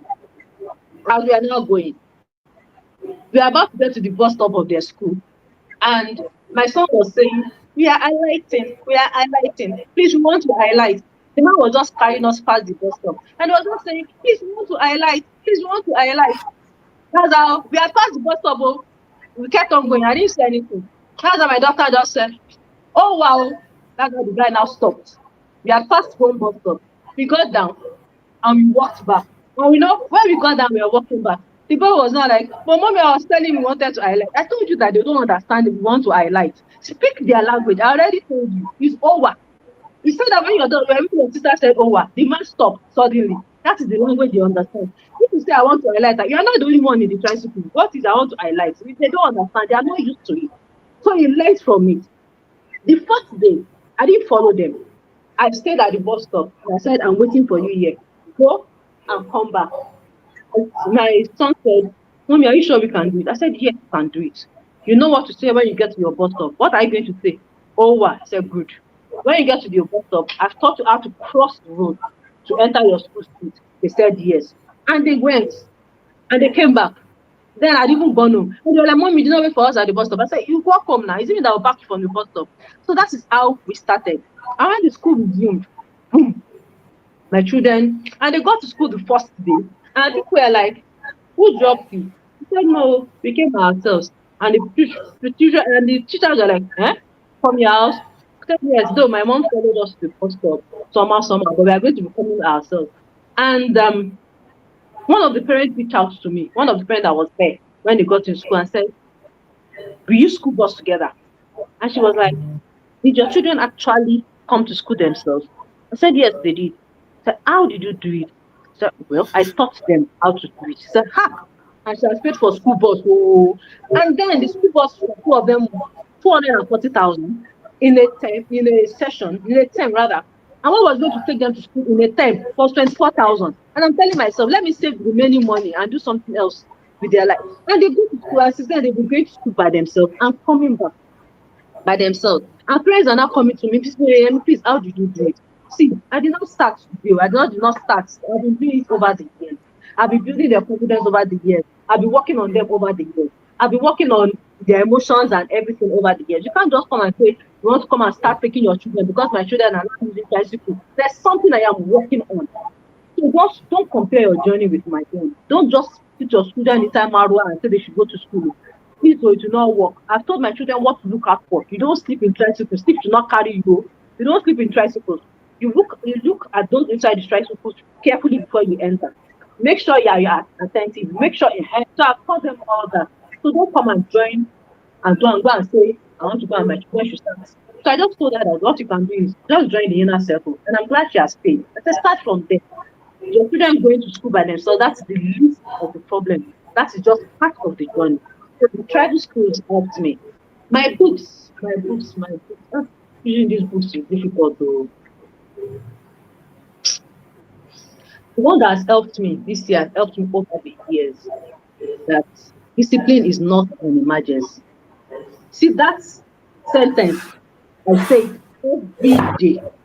Any day my children misbehave, I tell myself, honey, discipline is not an emergency. Because I know where I'm coming from. Before, as you do, you chop a barapa. That's the way I knew discipline. But from reading that book, you can actually discipline your children calmly and pass the message in a way they understand. It's not when I learned that when they do something, I actually don't have to correct them there and then. I can't wait till when they understand what I'm trying to say. Something happened recently with my 15-year-old son. Teenagers, they will test your loyalty to CIP teachings. They will test whether you have been following or you have been implementing. If you want to try whether you have been implementing, work with teenagers. And along the line, my son said, we'll be picking up the younger ones from school and they will be coming home together. I said, it's fine. It's a walking distance from his school to their school. Then they will enter tricycle and come home together. I said, okay, fine. Doing that is okay. And this particular day, okay, I have an alarm that reminds me to check on them. 4 o'clock, they ought to be home. They ought to be home by 2:30. So by 4 o'clock, I call them on the landline at home. Are you home? Or they're supposed to call me, but sometimes they don't remember to call. So I do the calling. But this particular day, their dad was out. I think it was last week, Tuesday or Wednesday. Their dad was at home. So I didn't bother calling. When the alarm came on, I just that their dad is at home. I'm sure they will be home. If they are not home, they'll have called me or something. And 5 o'clock, as I was about closing from work, from my 9 to 5 job, I received a call, and it was my daughter. No, I received the call. It was an unknown number. I didn't know the person. And it was my daughter. She said, Mom. I said, who is this? She said, Mojo. I said, what happened? Whose number is this? She said, we are still at school. What? My heart did him. 5 o'clock. Still at school. Why? She said, the brother had not come to pick them. What happened? Why has he not come? I said, okay, whose number are you using? She said, one of the cleaners. I said, okay, I'll call you back. Keep the phone to yourself. And I called my husband at home. He had slept off. I said, where are the children? And he from his sleep said, are they not come? I said, I don't know. I'm at work, but I received a call from Mojola now that they are still in school, and this is 5 o'clock, and we got up and was like, why are they not back home? And we now started making calls. I called my son's school. I was supposed to go and pick them. He said he had left since 3:30. He signed out 3:30. Hey, 3:30, 5 o'clock, 3 children. From where? What happened? I just told myself, calm down. My journey back home was not easy. Hey, who sent me to that they should be entering tricycle? Is it that you don't have 240,000 naira school bus to pay? Here the world did not ask me that what happened like this. With all your business and the money you are making, you cannot pay 240,000. That's what was going through my head as I was coming home. The world did not ask to feed children. You cannot pay. Hey, how will I put it? I was not, everything was just happening at the same time. When I now called, he said my son was not in school. All the labs, he was not in the lab. He was not anywhere. My son, 15 years old. The child that I trained for 15 years old. Where do I want to start from? Those are the things. It's normal. I was just behaving, but I was calm. They now started looking for this boy. Everywhere we could look for him. We went to pick the younger ones. My husband went to pick the younger ones, brought him home. Was not yet back home. Hey, where do I want to find this boy? The friend that I know that I called the father. The father said, oh, he's not with them. That's the person that I know that he can be with. And it's even far from our house. The father said he's not with him. God have mercy. 15-year-old son. From where to where? My husband now said, okay, he will take the car to go and look for him again. I should stay at home. In case he comes home, I should call. That's how this boy was now strolling home as if nothing happened. Teenagers will test your emotional intelligence. And me, I was worried like fire. And he came in. Meanwhile, we had called the school. They said nobody was in school and all that. And he came in and acted as if nothing was happening. And he walked and said, good afternoon, mom. And I'm like, good afternoon. And I was expecting him to say, I'm sorry, this is what happened, this is where I've been. And this boy is acting like, in my mind, I said, hey, TIP, God, the emotional intelligence. It was as if I should rush him and just give him the back boost. And I was keeping calm. And as he was going, I said, Oga, where have you been? And he lied. I was in the chemistry lab. I said, well, coach said lying is allowed. You are lying. In my mind, I was saying lying is allowed. He's lying out of fear. Okay. I said, well, that is not the truth. Tanny, in my mind, I said, Tanny, you have changed. I said, well, that is not the truth. Because your teacher checked all the labs and you are not in school. Can I please have the truth? Are you in trouble? Is there something happening? And I said, no. I went to my friend's house to play game. Game. You left your sibling at school to go and play game. Emotional intelligence in me wanted to fly. If you had told me that I got stranded, I misplaced transport money, maybe I would have. And I went to my friend's house to play game. Even the younger one said, And I said, you went to play game. And something just told me, discipline is not an emergency. I said in my mind, I was saying, this discipline is an emergency. This one is an emergency. And something just kept telling me, discipline is nothing. I was boiling. And I called my husband that I was home. And I came home. He now asked me on the phone that where I was. I said, just come home. Because I know that if I tell him we went to play game, he should not go and drive and take gutter. I said, he's safely home. There's nothing wrong with him. Just come home. And when he came home, my husband said, where have you been? And he said, I went to play game.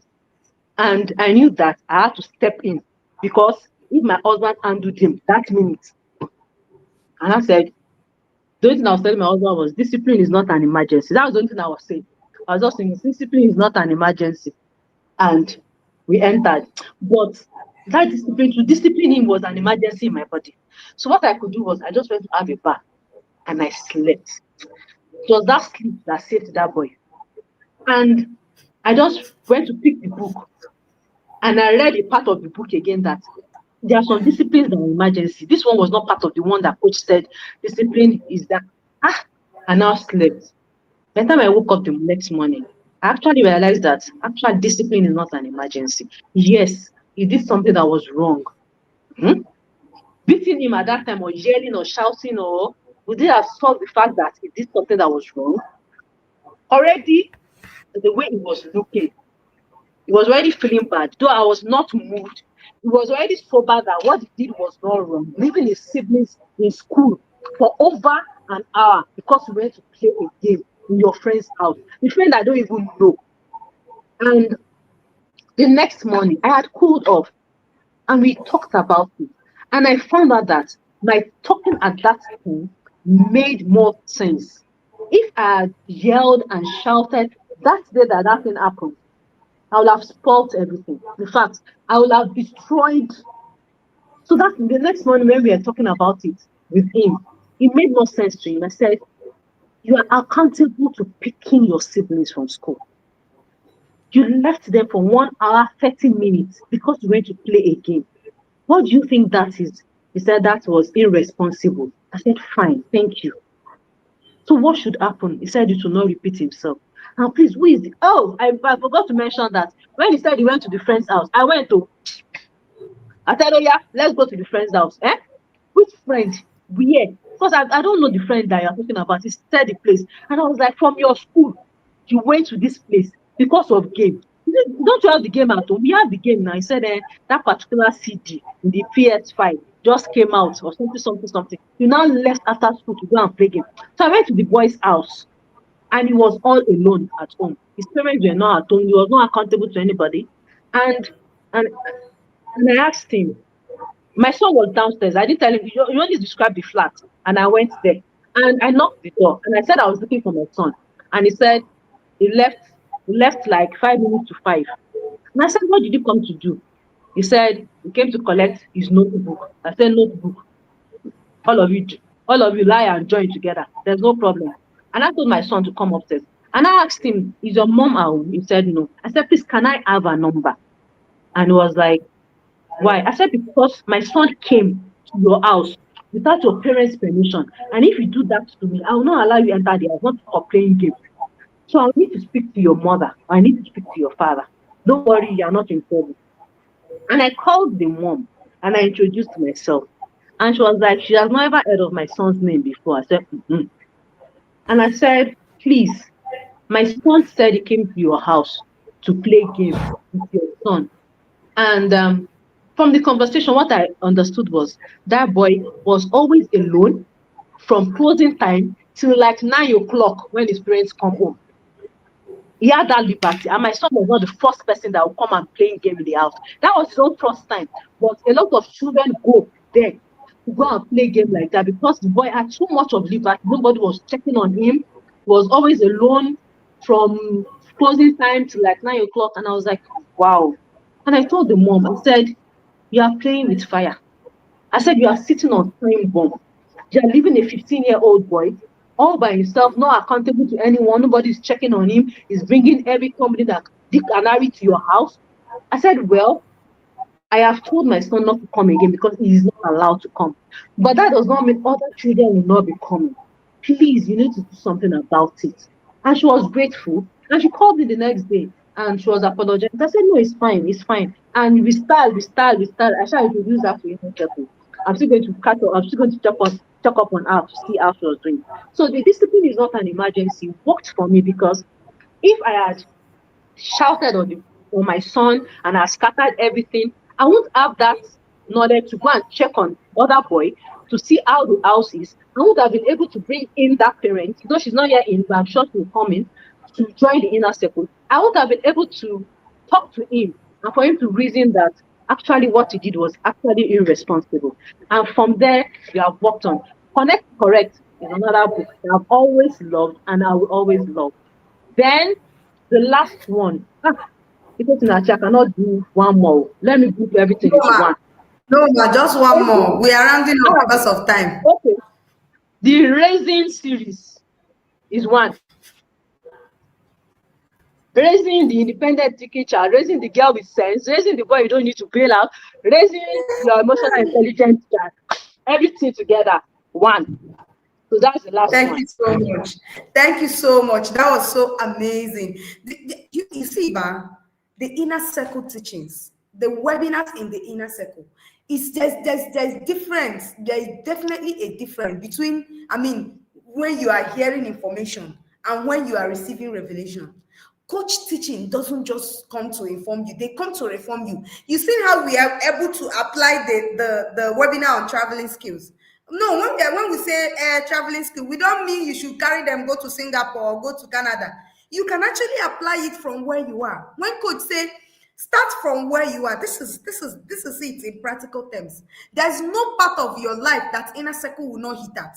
You can actually, there are different ways that you can actually refine your life just with just the sitting in one session, just the sitting of each of the inner circle webinars. And I tell you, sometimes this inner circle webinars, maybe it's just one sentence, maybe it's just one scripture from the teachings that just refines your memory, and suddenly you start to just see light in every angle of your life. You're not flying away your emotional intelligence. You're able to actually sit down. Before you react, you pause, you actually think it through. You don't want to react on my mind says, my muscle say. You don't start hitting your children. You see how she was able to put these tools, and actually it refines everything in her. And then the books, I tell you, this journey, you can't do it on guesswork. You can't do this parenting journey on guesswork if you don't learn to actually read.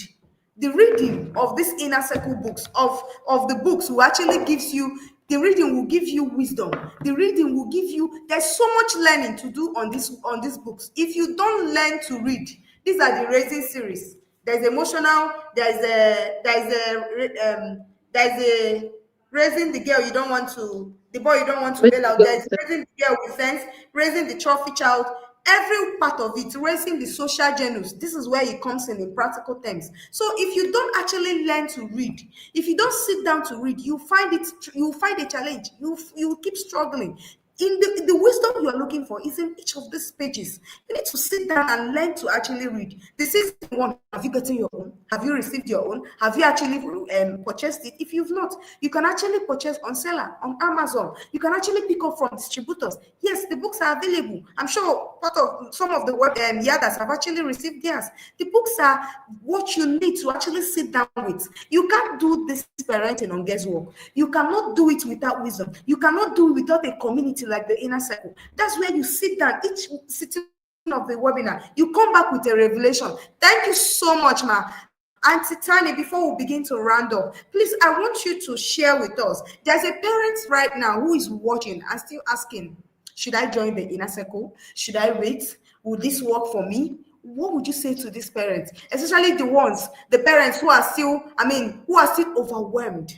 They are trying to combine parenting with their career. They are still overwhelmed, and then there are these ones who are trying to balance marriage, who are trying to balance career, running with their children, trying to find their identity. And what would you say to them, these parents who are still not joining the inner circle after having all this trouble in their life? What is that thing you will say to them? Over to you, ma. Okay, thank you. I want to talk to those that, of course, in my new group, my new course, the day I posted that was my 6th year, I had a lot of DMs. As in, I don't know what happened. I don't know what that post did to a lot of them. And I had on that day alone, I had 7 people send me a message. Please, how did you do it? I heard you said that is your 6th year. And I'm like, what's happening? And I told each and every one of them. And some of them, a lot of them, they had not even started. They said they are overwhelmed. Someone said, see all the books that they told them to buy and the guys that they told them to buy. Someone said the messages are too many. One other one said, I don't even know where to start from. They were all already coming with excuses. And I knew where they were coming from. And I told each and every one of them that, see, just breathe in and breathe out. It's not that hard. The only thing you need to do is do the work. Buy your books, get your guides, just follow through. One said the timing and all that, and I told her that, see, if you are coming with excuses at the beginning, you've not even started, you are giving excuses. I said you will not make the best use of your 1 year. And see, don't say excuses. Excuses are valid, but they are not tenable. Just leave those excuses and start from where you are. I told her, have you gotten your book? She said no. And which one is important and which one is not important? I said, yeah. No, there's no one that is not important. You will still buy more. Those ones are still the compulsory one. There are some that coach will be telling you like this when she's talking in workers meeting, and you know that it's essential. Is it essentialism that she told us to buy that transformed my life? I said, so just calm down and take it one step at the other. I told her that what I do is I know that the voice notes on each tool comes at a particular time. So at that time that the voice note is coming, I'm making sure that I listen to it. I said, just follow through. Have a particular time that you want to sit down and do whatever you have to do with inner circle. Is it to listen to the voice note? It doesn't have to be in the morning. If it's evenings that you prefer, the only thing is that you need to listen to it ahead of time so that I can plan for your connection too. She appreciated it. One came, and in fact, by the time I finished talking to her, she said, you just spoke like Coach Wendy. I've had a one-on-one with her, and you are telling me exactly what she told me. Have you spoken with her? Said, Mike, I don't even know you. You're in diaspora. I don't know you. The only thing I know that you don't have a problem if you implement. Just implement. So those are for the others that are in house and they're already getting overwhelmed. Please, just be calm.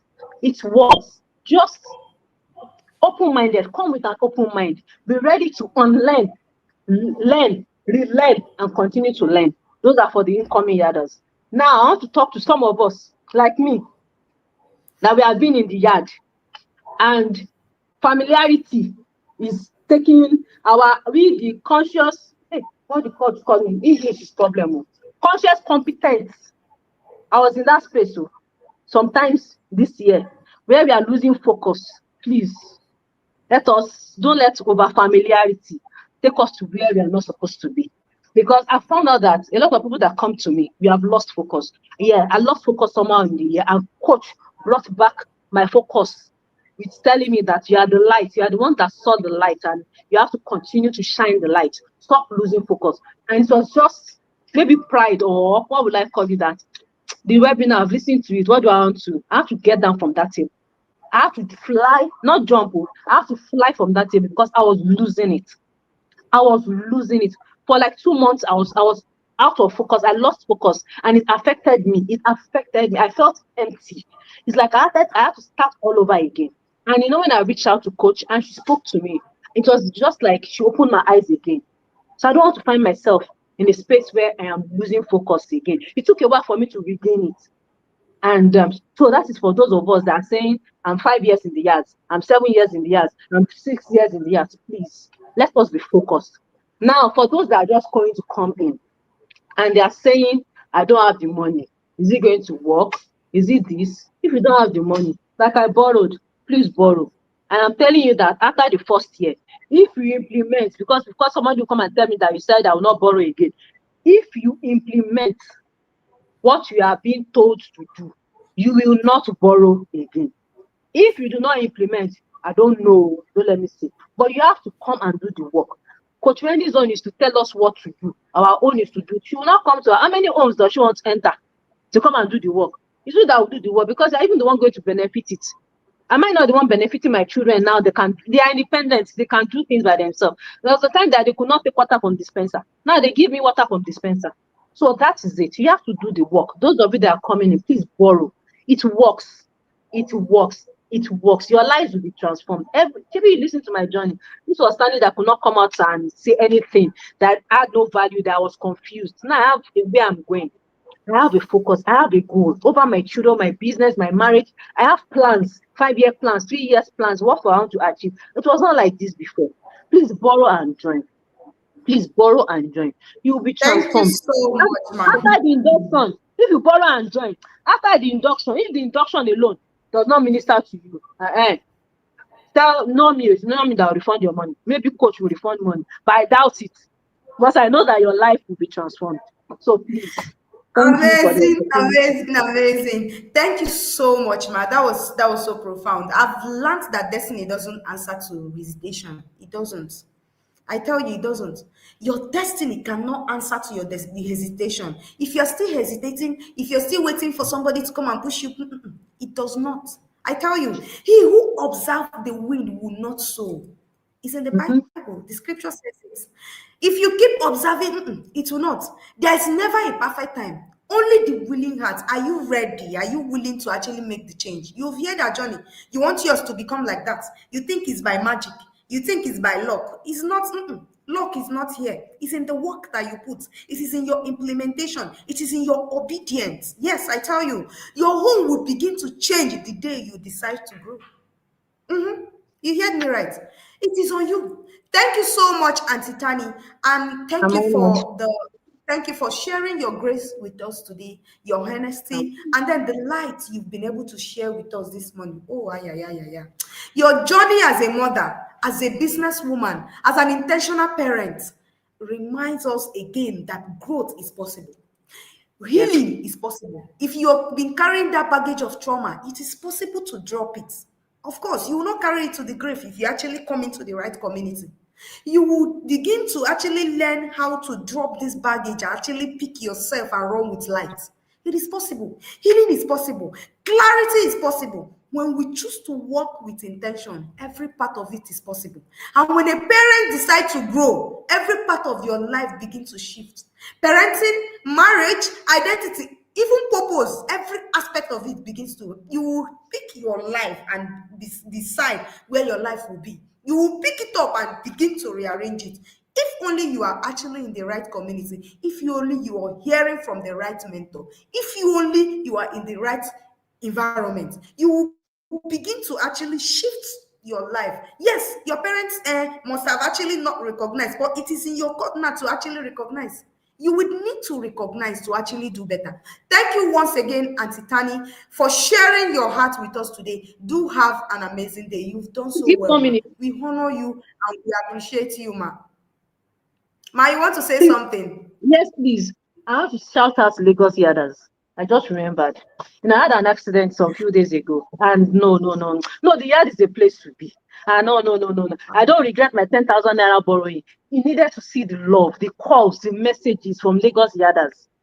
Just one person saw it. Shout out And to I Yakos received Yadas. hundreds of messages. Lagos Yadas, your baby girl is honored.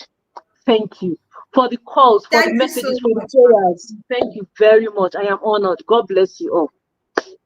Thank you so much, ma. Thank you, Legacy Others. We'll see you. We see you. We see the work you put in. And shout out to you, Legacy Others. We actually do see you. Thank you so much, ma. We'll let you go. Do have an amazing day. You've done You so well. too. Thank you. Bye. Bye. Bye. See you in the yard. All right, to parents watching this morning, I want you to begin to actually internalize what it is you've heard. What you've heard is not magic. You've seen in practical things what she's able to share, even the way she's actually been able to share how she and her children have been able to practicalize the tools, the learning from the inner circle. You've seen that it's possible. Yes, you've seen that it is possible. I often think about it. What if Coach Wendy didn't obey? Yes. What if Coach Wendy didn't obey to accept this platform, to accept this calling? What will happen to the rest of the parents, the families that are being transformed today, the people who come here to share their journey? What will happen to them if she did not pick that mandate and run with it? That's the same thing that happens to you. What if Mrs. Stanley did not obey? What if she did not take that obedience and run with it? What will happen to her life? Yes. What if? Ask yourself that question. How many homes would still be in confusion today? Ask yourself that question. How many parents will still be drowning quietly today if coach didn't accept this calling, if she didn't create this space, if she didn't create a place called the Inner Circle Program, the Intentional Parent Academy Inner Circle Program? What would happen? Because for some of you, for some of us, some of you, God has actually been nudging you, been pushing you towards help, towards clarity, towards transformation, but obedience is still the link.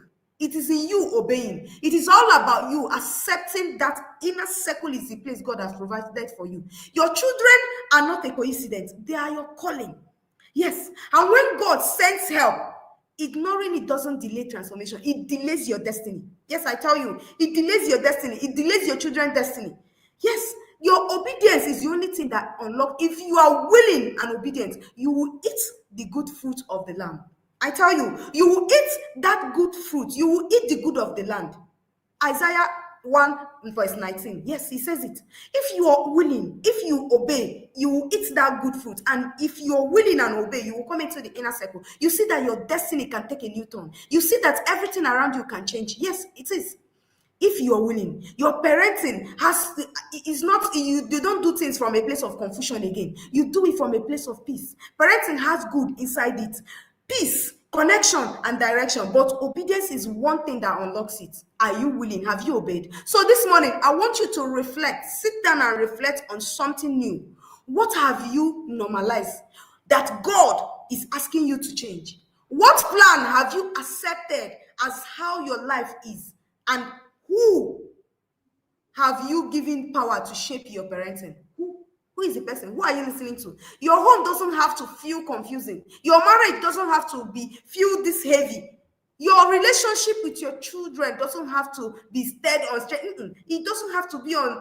It has to be the way God says it should be. But nothing shifts until you shift. Nothing becomes until you becomes. The inner circle is not a program. It's the alignment that is waiting for you. It is where parents receive wisdom, clarity, and the community that they didn't know they were actually missing. That's what the inner circle is. I tell you, we have just 12 days to go. 12 days before we welcome new parents into the inner circle, into the community. 12 days before you accept, before your life begins to align. 12 days before you meet to your destiny. 12 days before everything around you begins to shift.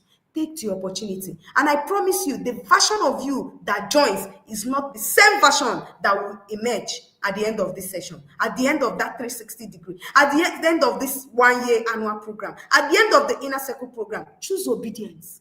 Choose clarity, choose growth. And remember, every step you take today in this building, every step you take in this building of your future will change your children. Your children will live in it. Your children will flourish in it. Thank you so much for joining me today. Thank you for being here till this time. Thank you, and begin to actually reflect. See you on my intentional parenting journey. Don't forget, you can still grab your 6-in-1, and the registration fee for a single slot is still 140, and couple slot is 220. Please begin to make the changes today so your life will actually take a new turn. See you next time. Bye. Common phrases in the inner circle. Let's go. You're coming for an inner circle webinar and you're not with your yellow blanket with red trimmings. Is that even a joke? Oh, I'm running and I'm not looking back because 10,000 lions are chasing me. I have watched all the webinars, but today, Coach came with a bazooka. Even with my humility agbada, I still collected. If you're not in the ark, you better enter now because flood na bia o. In the inner circle, we dey walk and they show. CIP police is coming for you. There is no need harness here. You definitely cannot relate because you are not in the yard. If you are not in the yard, why not?